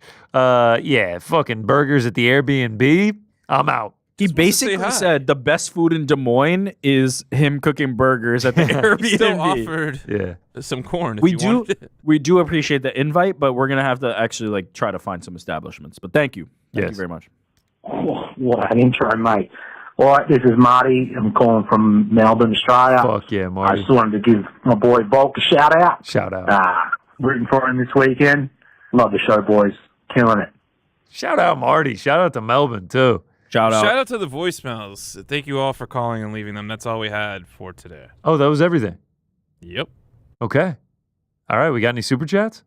Let's do it. Remember, next week, 415 sub BITB, which translates to 415-787-2482. Okay, one important note. After having heard some of these now, one, keep it kind of short. Like, not too short. If you're cooking. But, like, the Mike Chandler guy, right? Mike Chandler guy was great. Like, you could let that roll a little bit. You mean Mike Chandler. Sorry. That was Mike Chandler. That was Mike Chandler. Like, we're not going to cut off Mike Chandler. But if you're, just going to drop 30 seconds, don't ramble. Just give us a good 30 seconds. Keep it strong. Say your name. And, yeah, we'll answer some of these best ones if they're questions, or just play them out if they're not. So shout out to you guys. Thank you for everybody who already called in.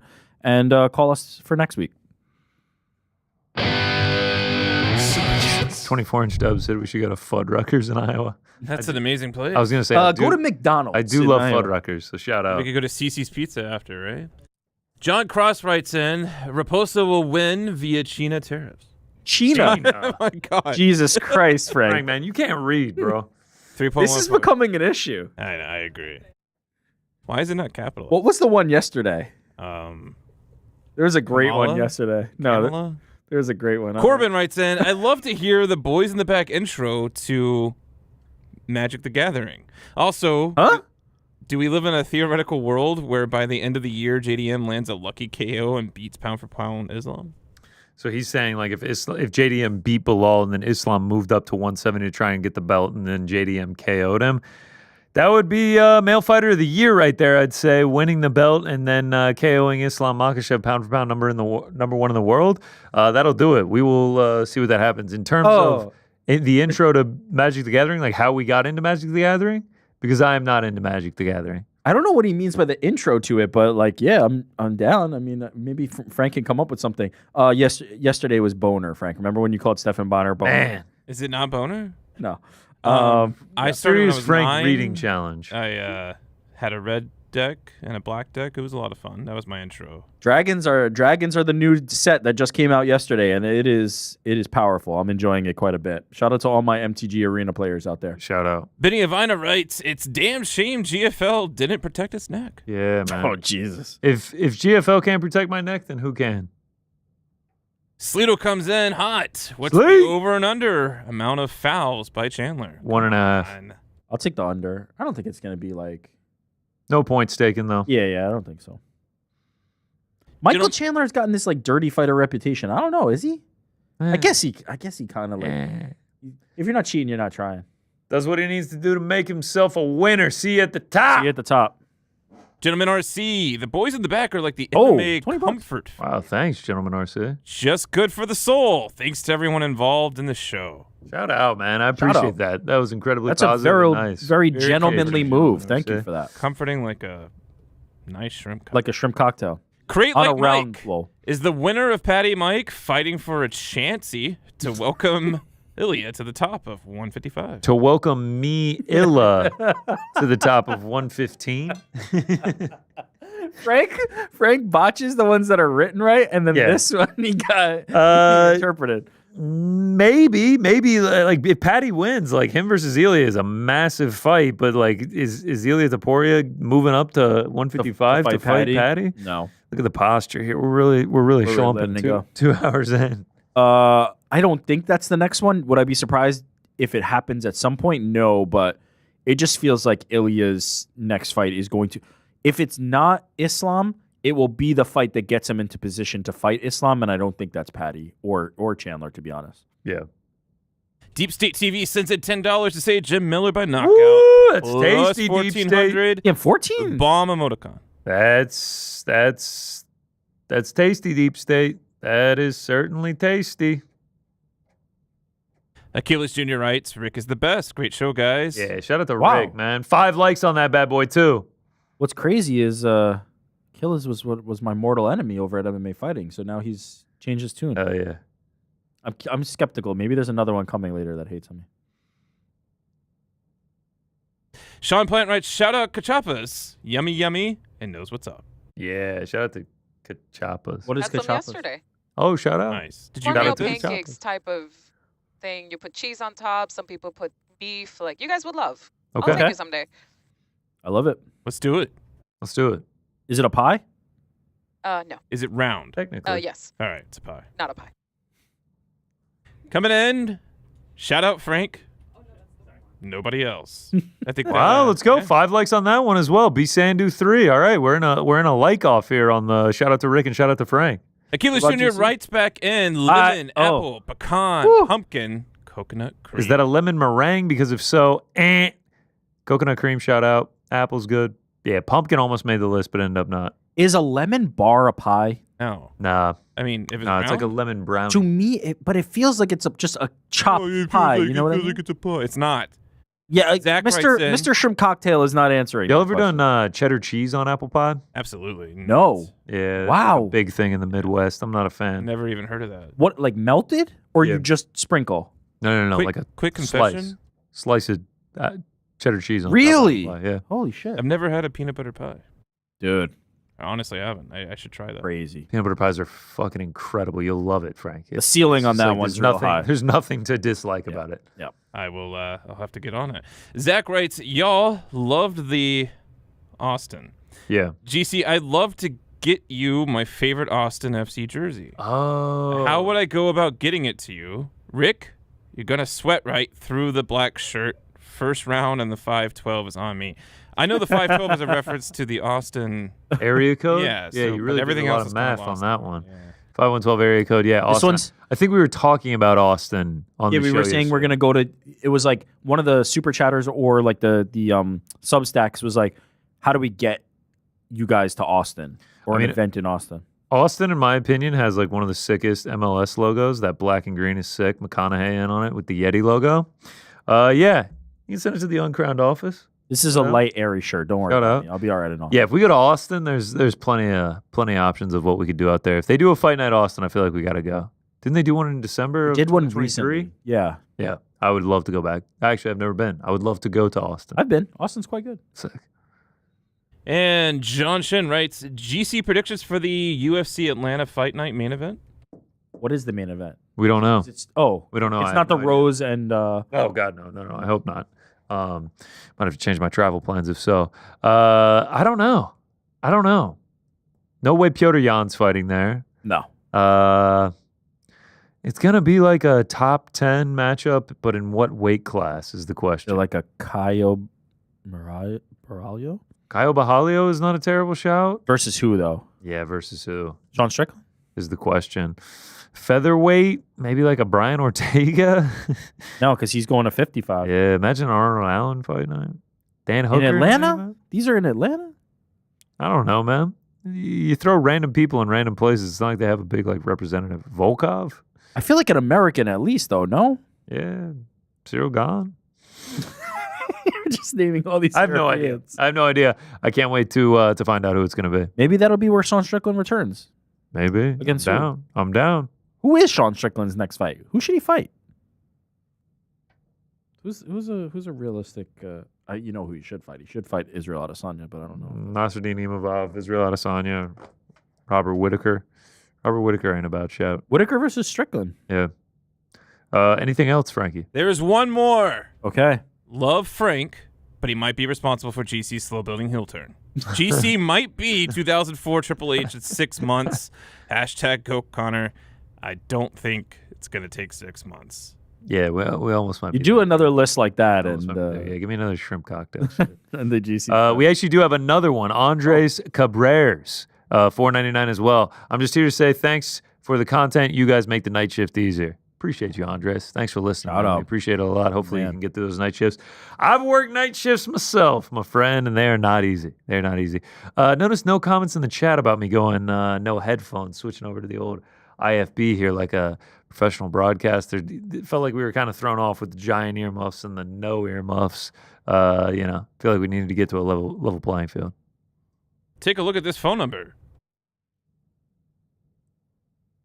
There it is. Yeah. Give us a call. If you want to give us a call next week, we will be happy to listen to you and shout you out. But that should just about do it, I feel. UFC 314 preview. Talked a little PFL. Talked a little GFL. Rest in peace. Rest in peace to a legend, GFL. UFC 314. Masters going on. I saw Morikawa shit the bed at the end of the round. Had him top 20 round one. That ain't going to hit. He was T1 at one point. Justin Rose, your leader. Shout out to the Brits got out anything there. on for NASCAR this weekend that you got? Oh, hell yeah. Hell yeah. Maybe a little Denny Hamlin action. Denny's been good to you. Denny's been good to me. He's been good to Yahoo. Christopher Bell at Bristol is nice. Maybe a little Chris Buescher. Chris Buescher top 10 definitely getting played. Bubba Wallace top 10. When it comes out. Yeah, Corey Connors. He was my only round one leader. Doesn't look like it's going to hold, but he's 4 under. Not bad. Enjoy the weekend. Enjoy the fights. Watch the crack tomorrow and watch us on Saturday. Watch Party. 9:45 Eastern right here. We'll see you then. Later.